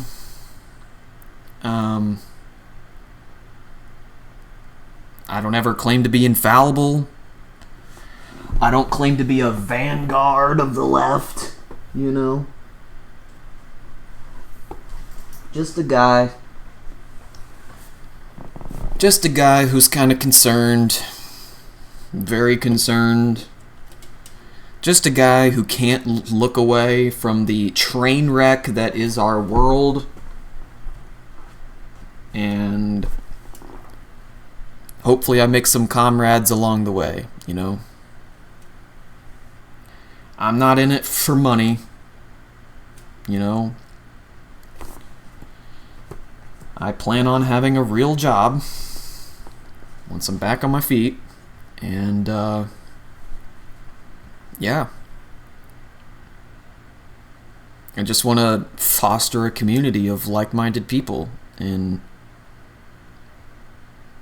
you know,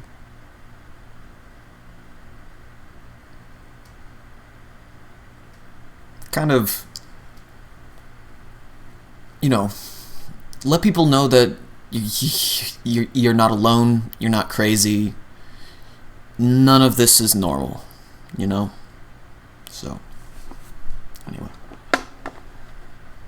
Of acceptable politics. It's popular because, you know, the mainstream media is already doing that. Everyone else is already doing that. It doesn't really take work. It doesn't really take any convincing. Your audience is already captured. They already agree with you. That's why people like this do this. It's a grift. It's a very easy grift.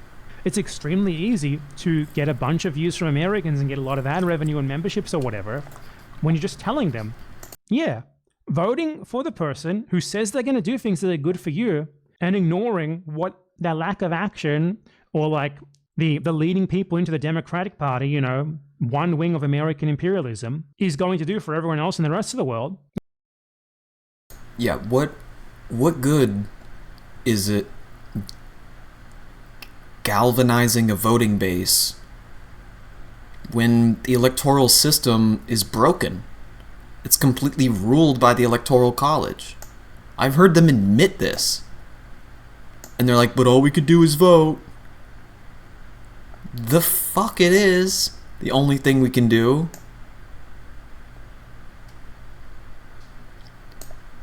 I don't think I've ever heard them, like, say,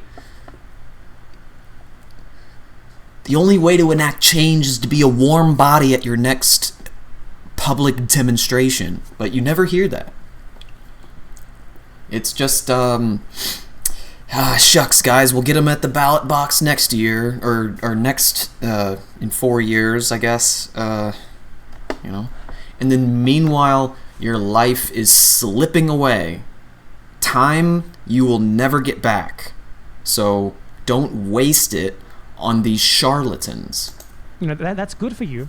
You're already on board with that. So that's Welcome what I'm to going the to make videos about. That's what the political line of my channel is going to be. That's why they are the way they are. They don't have independent voice. Vitor, They're just automatons hello. for the Democratic Party. And these guys engage in the classic strategy of posting a video title. Bad Empanada just dropped this video shitting on the Vanguard, and I'm all ears, man. We're taking a break from the news. Hello, comrade. You ready to shit on some establishment Dems? Let's do it. / thumbnail, and being unable to refute it, yet insisting that it's wrong. Jesus Christ, Bad Empanada is even dumber than I thought, because he posted a video saying don't join a union, 32 minutes long. Did they watch a... I knew it was gonna be this video, dude. He's not saying that all unions are bad. second of it? Did they try to refute it? You know, these are guys with a YouTube channel. They stream like every day. They post like 5 videos per day. You would think they would have time to watch a 32-minute long video and attempt to refute it, right? If they disagree with it, right? And they're willing to point it out on their Twitter as if something's wrong with it, right? You'd be wrong. You'd be wrong. These guys are incapable of that. They react immediately, emotionally, to the thumbnail, but they can't refute a word in the actual video. That's pretty telling, right? They feel like emotionally targeted, right? They have like this immediate emotional reaction. You're telling me as an American that the things that I do in an attempt to derive benefits for myself harm others, and that I could do things to make this less harmful to others, and that I should be working towards something to eliminate any notion of choosing between me and them rather than just doing Democratic Party entryism and making sure that this dynamic continues forever. This offends me personally. I'm going to point to the thumbnail and be like, oh my God, this is so dumb. But I sure can't fucking tell you what's actually dumb about it. I certainly can't actually respond to a single word said in the actual video. The Vanguard. These guys are at the forefront of political radicalism. The Vanguard, the least accurate name for a channel I've ever seen. Like the level of cover that these guys do for the fucking Democratic Party is so absurd that the other day they were claiming that Biden is an anti-war president who was like single-handedly responsible for the Afghanistan withdrawal.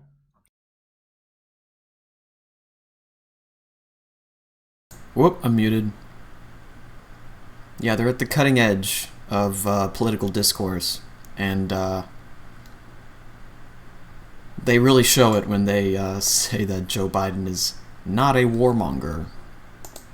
Which just isn't true. The Afghanistan withdrawal was agreed to by Trump, and Biden was merely carrying out the the deal that Trump had agreed with the Taliban for the US to withdraw from Afghanistan. But for some reason, these guys are very, very invested in painting Donald Trump as like more pro-war and Joe Biden as more anti-war. And you have to wonder, why would someone who is like left-leaning at all want to do that? Why would someone who is not just a Democratic Party shill want to whitewash Biden and try to make Trump look worse, even worse than he already is? They wouldn't. Here's what they said. Many dishonest voices lied to their audiences, shamelessly saying that Donald Trump wanted to pull out of Afghanistan in his first term, with some even giving him credit for Biden's decision to do so. Insane! Now he's laying the groundwork to re-invade. Yeah, that's going to go well. We all saw what happened last time. However, if you look at the fucking... I went over this when it actually happened. It's insane to see someone saying this. The Trump government announced that they had reached a deal with the Taliban to withdraw from Afghanistan by May 2021. That's what the article that you're seeing on the screen now is demonstrating. So I pointed that out to these fellas, and, you know, you would think they might have... That's tough. ...have a decent response to that. You would think they might be able to refute this some way, shape, or form. No. Just, you're stupid. You're stupid. They said 2,500 troops occupied Afghanistan when Trump left office in 2021, but go off with your MAGA brain. So... But go off, Queen. So if you say the objective fact that the agreement between the US government and the Taliban to withdraw from Afghanistan was reached under Trump, you have MAGA brain. This is someone who said Trump had nothing to do with the... This is what they say to, like, they called Sabby Sabs MAGA because, smeared her as a Trump supporter just for saying that maybe the anti-oligarchy tour isn't all it's cracked up to be, you know. Withdrawal. He said specifically it was Biden's withdrawal. Okay. So an interesting thing about that 2,500 figure is that one, obviously they hadn't withdrawn fully yet because the deal was by May 2021. That's the first thing. Trump was out of office long before May 2021, so he didn't have the chance to withdraw fully. However, the entire reason why there were still 2,500 troops in Afghanistan when Trump left office is because Donald Trump was actively withdrawing them. As the wiki article notes here, the Trump administration agreed to an initial reduction of US forces from 13,000 to 8,000 by July 2020, followed by a complete withdrawal by May 2021. At the end of the administration, there were 2,500 US soldiers remaining in Afghanistan. So, Trump reduced US soldiers in Afghanistan from 13,000 to 2,500. So the reason why there was still 2,500... Dude, how bad does it gotta hurt to get disproved by just a quick Wikipedia search? Like, oof. Is because the US was gradually withdrawing and the deal hadn't reached its conclusion yet. And then Biden actually violated the deal. He delayed the withdrawal until August.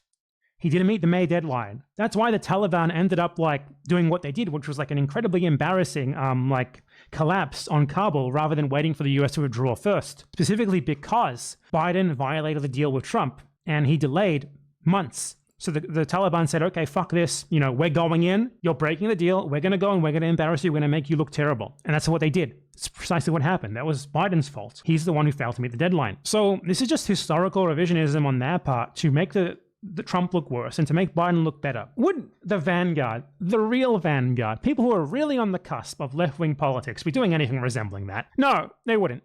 They wouldn't. They'd be doing the opposite of that, if anything, emphasizing that these two parties are all one and the same. They are both a part of the one American party, the imperialism party, and the only way... Dude, the vanguard needs to just take this L and lie low for a while because this is Bad and Banana being nice to them. To do something about this, aside from things that you're not allowed to say on YouTube, is to at least attempt to work outside of this dichotomy of this status quo and build something else. At least attempt it. You know, do something different. Stop trying to do the same thing over and over again that you know doesn't work. Or at least, you know, we know it doesn't work to fight imperialism. Yeah, you want to call people insane? You're the one doing the same thing over and over to no effect. Imperialism.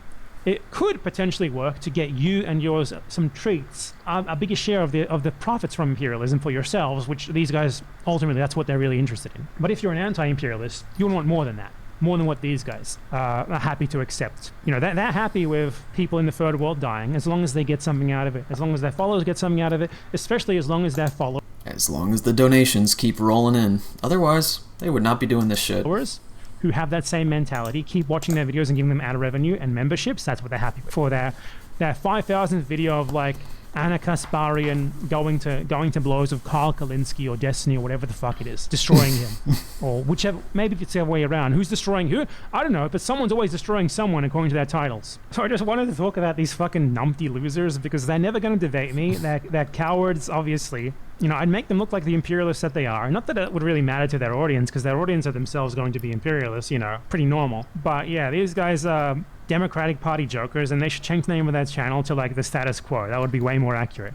They're certainly not the vanguard of anything, aside from like misleading people or like affirming people's support for like Bernie Sanders and what that actually means in practice, which is effectively just being a useful idiot for the Hillary Clinton wing of the Democratic Party, which is what the Kamala Harris candidacy that they previously supported was a representative of as well. The vanguard, give me a fucking break. The dumb moronic burgers, that would be a better name.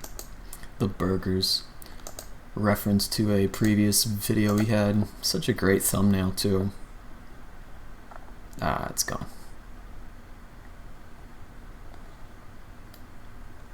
How you doing, Vitor? What's new with you, man?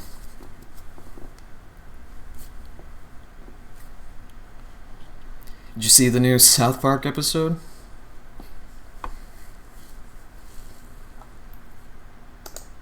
South Park is back. They took a few weeks off, and they came back, and people were really wondering what they were going to do because obviously they had Cartman playing a sort of version of Charlie Kirk on the show, so people were wondering how they were going to deal with that, and predictably, I think, they just decided to drop that story arc for good reason. But another question that people had about South Park is, were they going to tackle the Israel question? And the answer here is yes. So just to set up... So the premise of the episode is they're like poking fun at betting apps and stuff and how they're like so prevalent, and like all the kids in the elementary school are making bets on their phones. And one of the bets is, will Kyle's mom strike Gaza and destroy a Palestinian hospital? And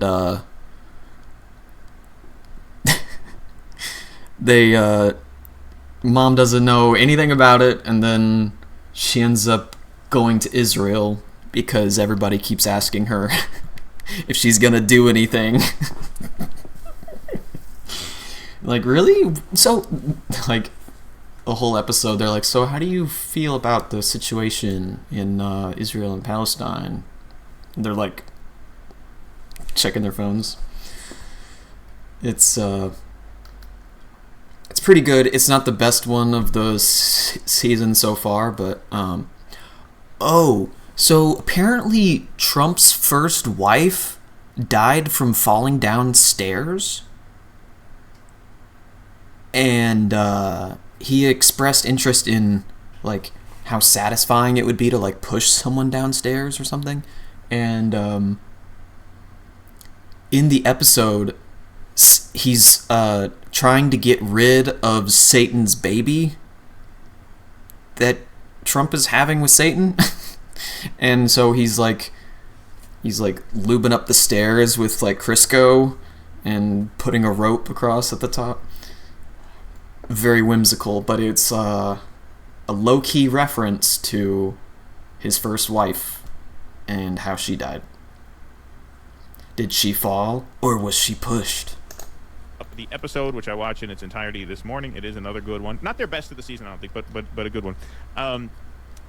The first scene, this kind of gender-neutral looking kid with a gender-neutral name comes in front of the class, introduces themselves, and the kids are all betting on the betting markets on their apps, whether it's a... I liked the Portuguese dubbing of South Park, that they managed to keep the essence of the original. No way! Watching South Park in different languages would be fun. I'll have to check it out. I'll watch an anime and then I'll try out the English dub with the Japanese, and when it's written in Japanese and the actors are like, it just feels more immersive, you know. I don't know, the Japanese voice actors always give it like 110%, you know. Dude or a chick. And so as they're scrolling the betting markets, they see this come across. Will Kyle's mom, the Jewish lady, strike Gaza and destroy a Palestinian hospital? And at the time, only 5% said yes, she would. 95% said no, she wouldn't. Here is some audio. We've got to do audio only because this is very strictly copyright protected. But here is that gag. Mom destroyed Palestinian. Why the hell would my mom destroy Palestinian hospital? Cause she's a Jew. So that is Kyle asking, why are they asking this about my mother? Why the hell would my mom destroy Palestinian hospital? Cause she's a Jew. Okay, so that's essentially the premise of the show. And then, you know, in very clever fashion, what the plot of the show becomes is the kids know that Kyle's mother is not actually going to attack a Palestinian hospital.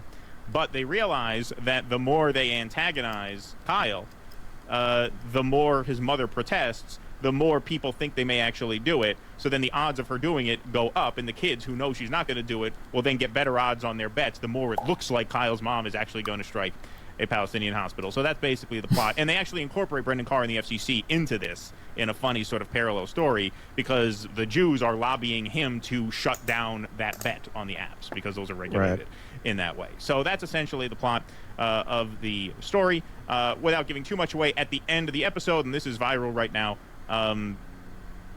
Kyle's mother, the old Jewish woman, does actually go to Israel, which sends the odds of her attacking the hospital way, way up because people assume that she's there to do that, when it turns out she's actually there to chew out Netanyahu for making Jewish people's lives miserable by perpetrating a genocide in Gaza is essentially the message of the show. So they come down against Israel at the end of the episode. So here is the audio of her confronting Netanyahu. There you are, Mr. Netanyahu! Just who do you think you are? Killing thousands and flattening neighborhoods, then wrapping yourself in Judaism like it's some shield from criticism. You're making life for Jews miserable and life for American Jews impossible. Oh, don't you roll your eyes at me, mister.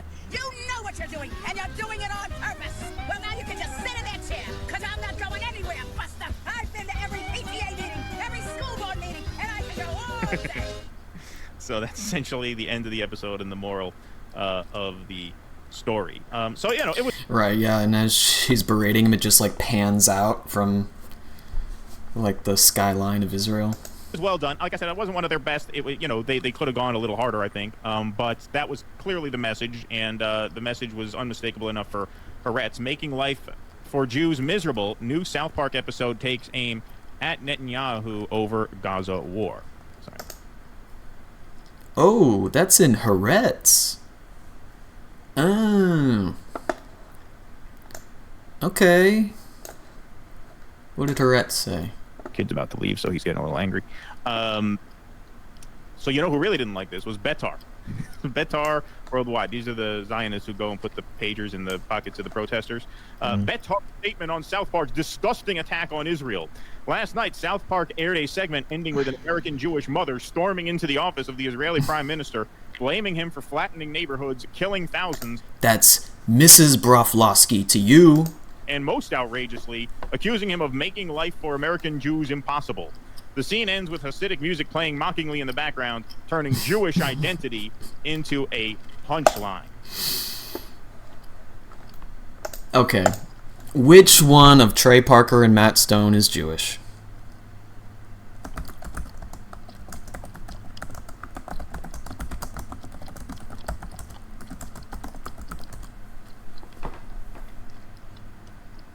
Matt Stone is Jewish. Okay.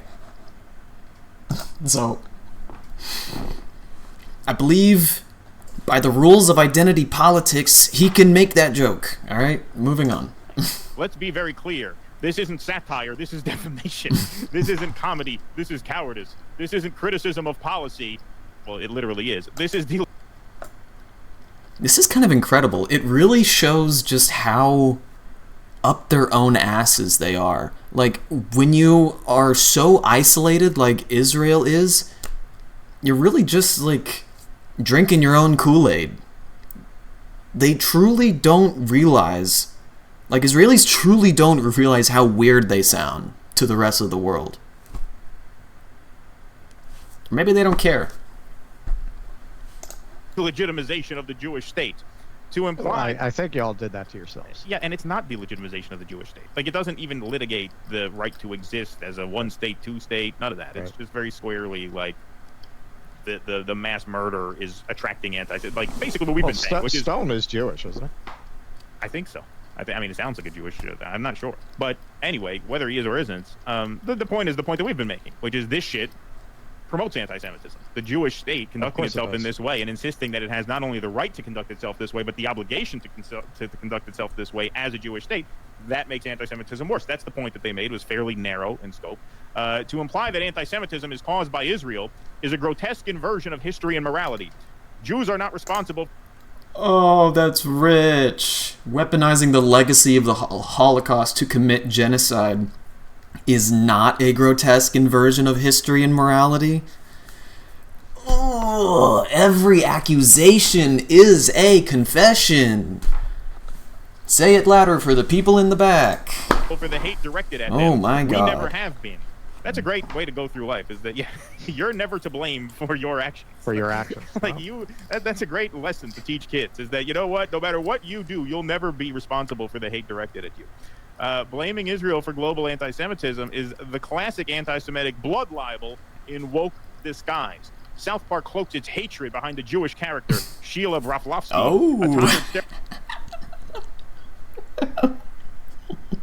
Stereotype of the nagging, overbearing diaspora Jew to give cover for Describe Cartman now. for their slander. It's not new, it's not edgy, it's not brave. It's just lazy anti-Semitism. Yeah. I could listen to them angrily describe how offensive the South Park characters are all day, bro. Listen, every fucking woman in my family sounded exactly like I'm sorry. To those American Jewish liberals who push this narrative, you are not part of the solution. You are not the moral voice of the Jewish people. You are enemies of the state of Israel. There is no bigger enemy of the state of Israel than the diaspora Jewish liberal. Well, this is what we say all the time. That yes, they have special hatred for Jews who do not toe the party line. And they have a special, I would argue, they have contempt for people who sort of lean into the stereotype of the nagging overbearing. Is there a country in the world that has more enemies than Israel? I mean, like, besides the United States? Because, like... Bro.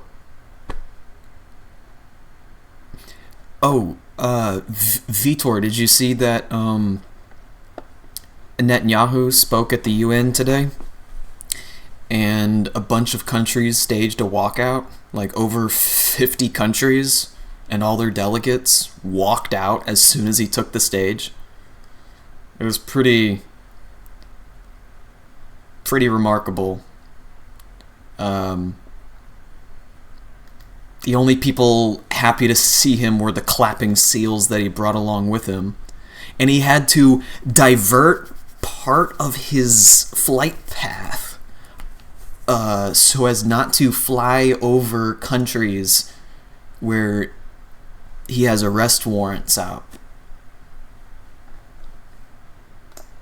Pretty wild. The ground is closing beneath his feet. I could not be happier. Bearing diaspora Jew, right? They hate the Larry David types and the Woody Allen types. Well, I'd be happier if he was just fucking arrested, but you know. It's because they see them as sort of playing into I'll be right back. A stereotype of Jews as weak and vulnerable. Suppress all vulnerability. That's why they mythologize themselves as lions in the memes and things like that, right? Yeah. So I have to just take issue. I mean, I take issue with all of this, but the thing that's especially revealing about Betar issuing a statement like this, as if South Park is anti-Semitic and how dare you criticize Israel? What vile anti-Semites? They say here in the beginning, you're turning Jewish identity into a punchline. I've been watching South Park for almost 30 years. Jewish identity has always been a punchline on South Park. Like, Cartman is the anti-Semite of the show. He taunts Kyle for being Jewish in almost every single episode.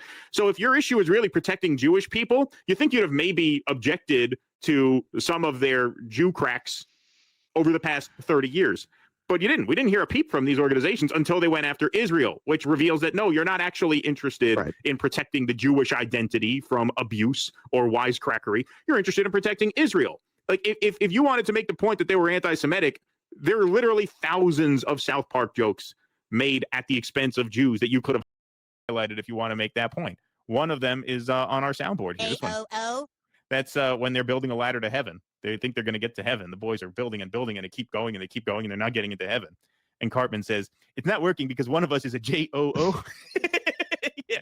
So, like, if that's your objection, you had, I mean, thousands of opportunities to raise that objection. I never heard a single Jewish group or Zionist group object to South Park's anti-Jewish humor, if you will. And I'm not offended by it. I'm a fan of the show. It's fine.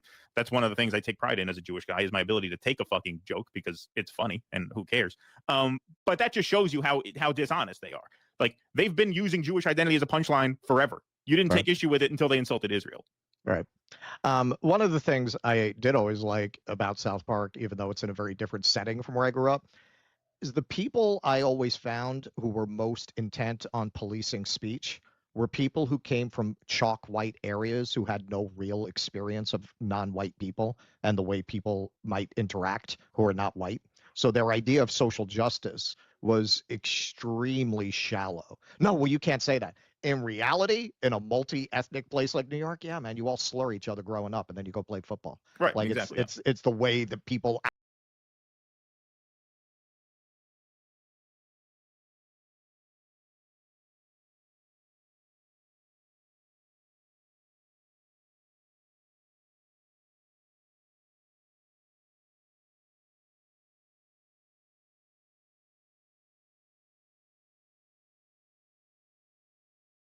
Yo, Mark Maron coming after Bill Burr and all at the Riyadh Comedy Festival.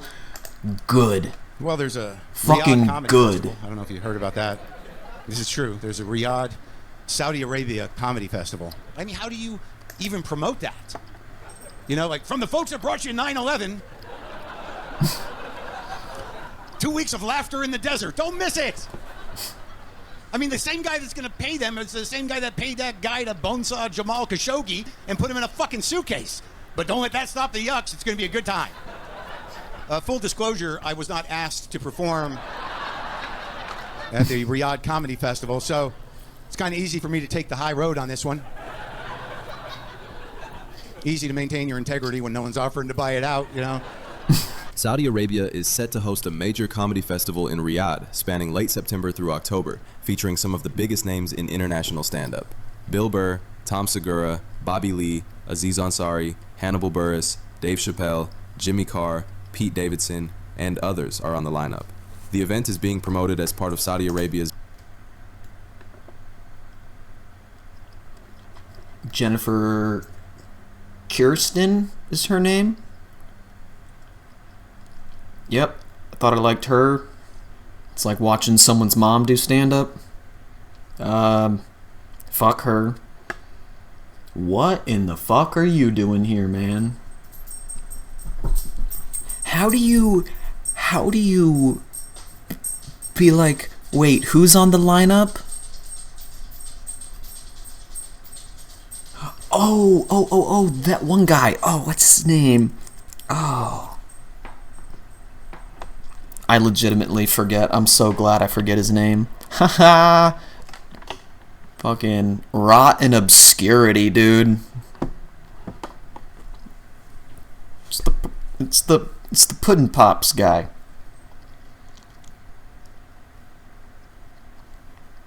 Bill Cosby. You got Bill Cosby? How? Was he released?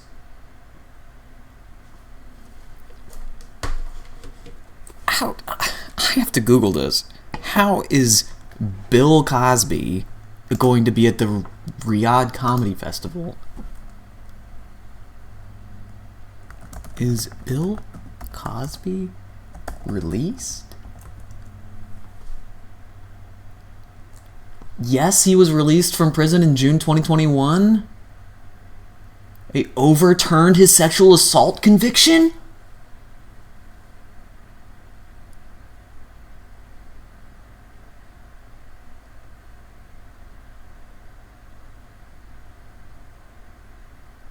And he can't be retried for the same charges. It was a prosecutorial mistake? Oh my god, dude.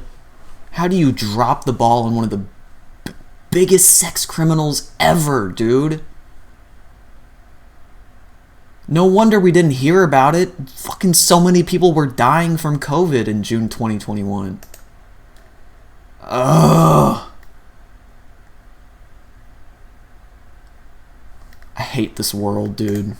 His broader push to showcase itself as a cultural... And Joe Coy fought so hard to get to where he was. And he's just gonna sell out his integrity like that. Sell out his credibility. How long were you an opener, dude? Damn. And Bill Burr, I've never been more disappointed, dude. There he is. Never been more disappointed in Bill Burr. I expect this shit from like Kevin Hart, Jimmy Carr, Andrew Schultz, Louis C.K. They're all pieces of shit. Of course they're gonna be there. And Bill Burr has bitched about Live Golf. God, dude. hub under its Vision 2030 initiative. Yet beneath the glossy marketing lies a controversy that has ignited debate across comedy circles, podcasts, and social media. Guys, it's that special time of year. It's the Riyadh Comedy Festival. And all of your favorite comedians are performing at the pleasure of Turki Al-Sheikh. And he is the head of the entertainment authority over there. And he has so many people thrown in prison because they tweeted stuff he didn't like about the soccer team or whatever, that there's a wing of a prison nicknamed after him where they hang people by their heels from the ceiling. Now, there's a lot of drips, killjoys, and dweebazoids who are saying, oh, they shouldn't do comedy over there because it's whitewashing a regime that just in June killed a journalist. And killed Jamal Khashoggi and played a big role in 9/11. Shut up. Name one comedian who hasn't whored themselves out to a dictator. Sinbad, in the 80s, would go perform for dying Nazis hidden out in Argentina. Mr. Bean would do private shows for Idi Amin. Me and Bibi Netanyahu have collaborated. I pitched him a prank show called The West Bank, where it's hilarious. Like, people in masks show up and eject people from their homes, and they're terrified. They just traumatize these families, and then they can never come home. And it's been going on for years, but this season has been like action-packed. And it's a prank show, but there's also a true crime element because it violates international law and people have been killed a lot. Let's not get our, moral panties yanked up, wedged high in our rumps. Human Rights Watch has been begging the comedians not to participate in the whitewashing of the horrors that are ongoing in Saudi Arabia. Ugh, what a cockblock Human Rights Watch is for comedy. Let's have some fun, let's have some yucks, and let's not look too closely at anything. I'm a hypocrite too. Human rights organizations have argued that the festival is an attempt to whitewash the country's poor record on free speech, political dissent, and the treatment of journalists. At the risk of calling stand-up comedy an art form, which it is, it's an art form, the lowest form of art, but yeah. It's like stand-up comedy, AI art.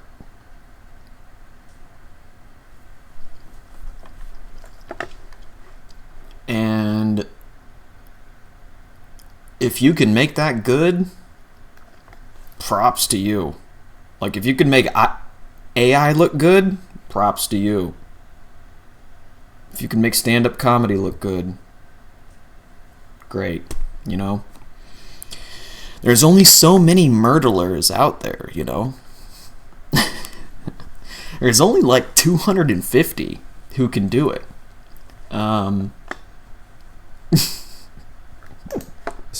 The event happens to coincide with the anniversary of the murder of journalist Jamal Khashoggi, and Saudi courts continue to sentence writers and analysts to death for expressing opinions deemed offensive by the state. These realities cast a long shadow over the festival, raising questions about whether participation amounts to complicity in image laundering. Mark Maron has become one of the most vocal critics of the festival and of comedians who accepted invitations. In a recent appearance, he let's get to that. Questioned how performers could even promote such an event, given the political context. He highlighted the contradiction of comedians, long champions of free expression, choosing to appear in a country where speech can carry severe consequences.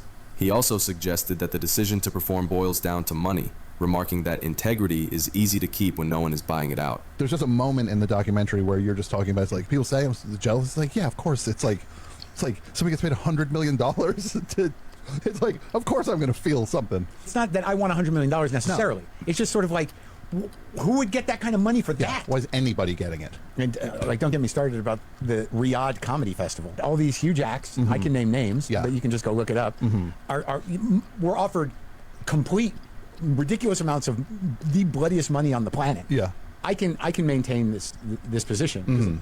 One, I wasn't asked. Yeah, of course, that's always with me. And I don't think I'd go. I know I wouldn't. But it's like, does history not matter at all? I mean, literally, it's like the Riyadh Comedy Festival from the guys who brought you 9/11. It's just, do you know what I mean? It's like, is that just nostalgia? Your check's being signed by the guy that chainsawed a journalist. What fuels the backlash further is the irony surrounding Bill Burr. Years ago, he mocked the idea of comedians jetting off to dubious gigs for a payday, turning the concept into material about hypocrisy and selling out. Now he is doing exactly what he once ridiculed, a reversal that Maron and others see as emblematic of how financial opportunity can trump principle. Because no one ever raises money for terrorists, right? I guess, unless you do a comedy show in like Saudi Arabia. Isn't that what they do? You know, that's how they raise money with their filthy fucking oil money. Not all comedians are following suit. Shane Gill. Whoa, dude. Bill Burr is the ultimate hypocrite. Damn, dude. He's got no business lecturing Joe Rogan ever again, dude. Say goodbye to your credibility, Bill. Wow. Gillis reportedly declined to participate, citing discomfort with the politics involved. Tim Dillon initially agreed to perform, but was allegedly dropped after making jokes critical of Saudi leadership and human rights abuses. My agent called me and he goes, you said on Joe Rogan that you were performing in Abu Dhabi, and you're actually performing in Dubai. They're cities and they have a rivalry. And I go, dude, who gives a fuck? What do I stop? I made a mistake. This is not a malicious slander. It's a mistake. He goes, well, they're very angry and they sent an email that you need to be controlled. I said, well, good luck. Whatever. I don't have to do it. I don't care. And then he called me a few days later, and I thought he was going to talk about the Kimmel thing. But he called me and he said, they heard what you said about them having slaves. And I said, I was being positive about it. I was defending them. He goes, well, I know that. I know you were defending them. I said, I was defending them for having slaves. I literally said, slaves are probably hard workers and, for the most part, agreeable. The debate.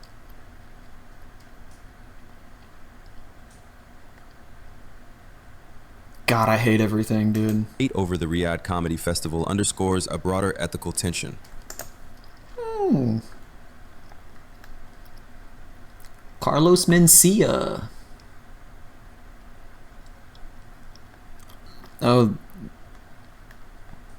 this little golden boy, what's his name?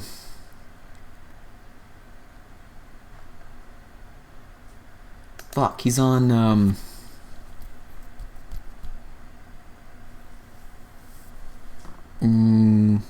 History Hyenas.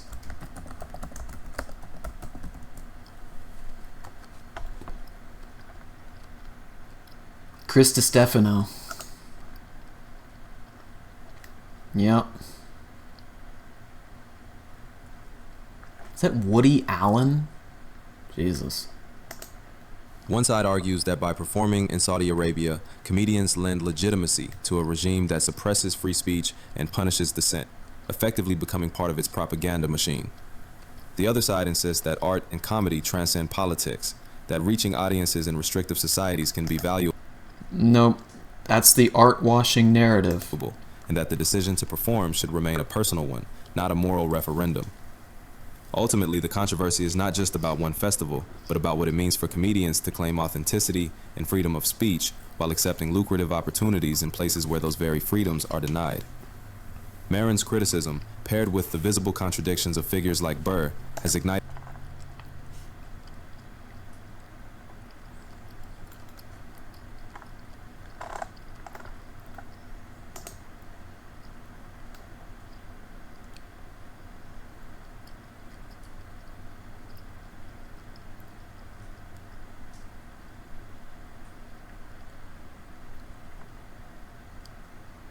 Alright, I think I'll leave it there. Not much else. Take care, y'all. Free Palestine. Fuck Israel. Crush Zionism forever. Peace out, y'all. I'll give you the new exit. The new outro. Enjoy. Where's your fucking badge, you pigs? We go hard for Palestine. We escalate for Palestine. We fight for... Hang on. Where's your fucking badge?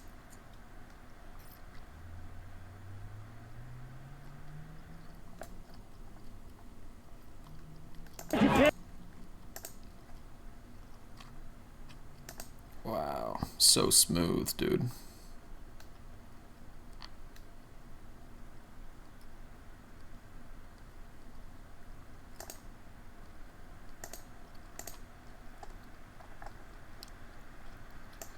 Alright. I fixed it. You can hear it now. Enjoy, guys. Take care. Where's your fucking badge, you pigs? We go hard for Palestine. We escalate for Palestine. We fight for Palestine. We give it everything we got. We do not work with the police. We do not point people out to the police. We do not lay hands on our comrades. When we go hard for our people, you stand out the way. If you ain't with us,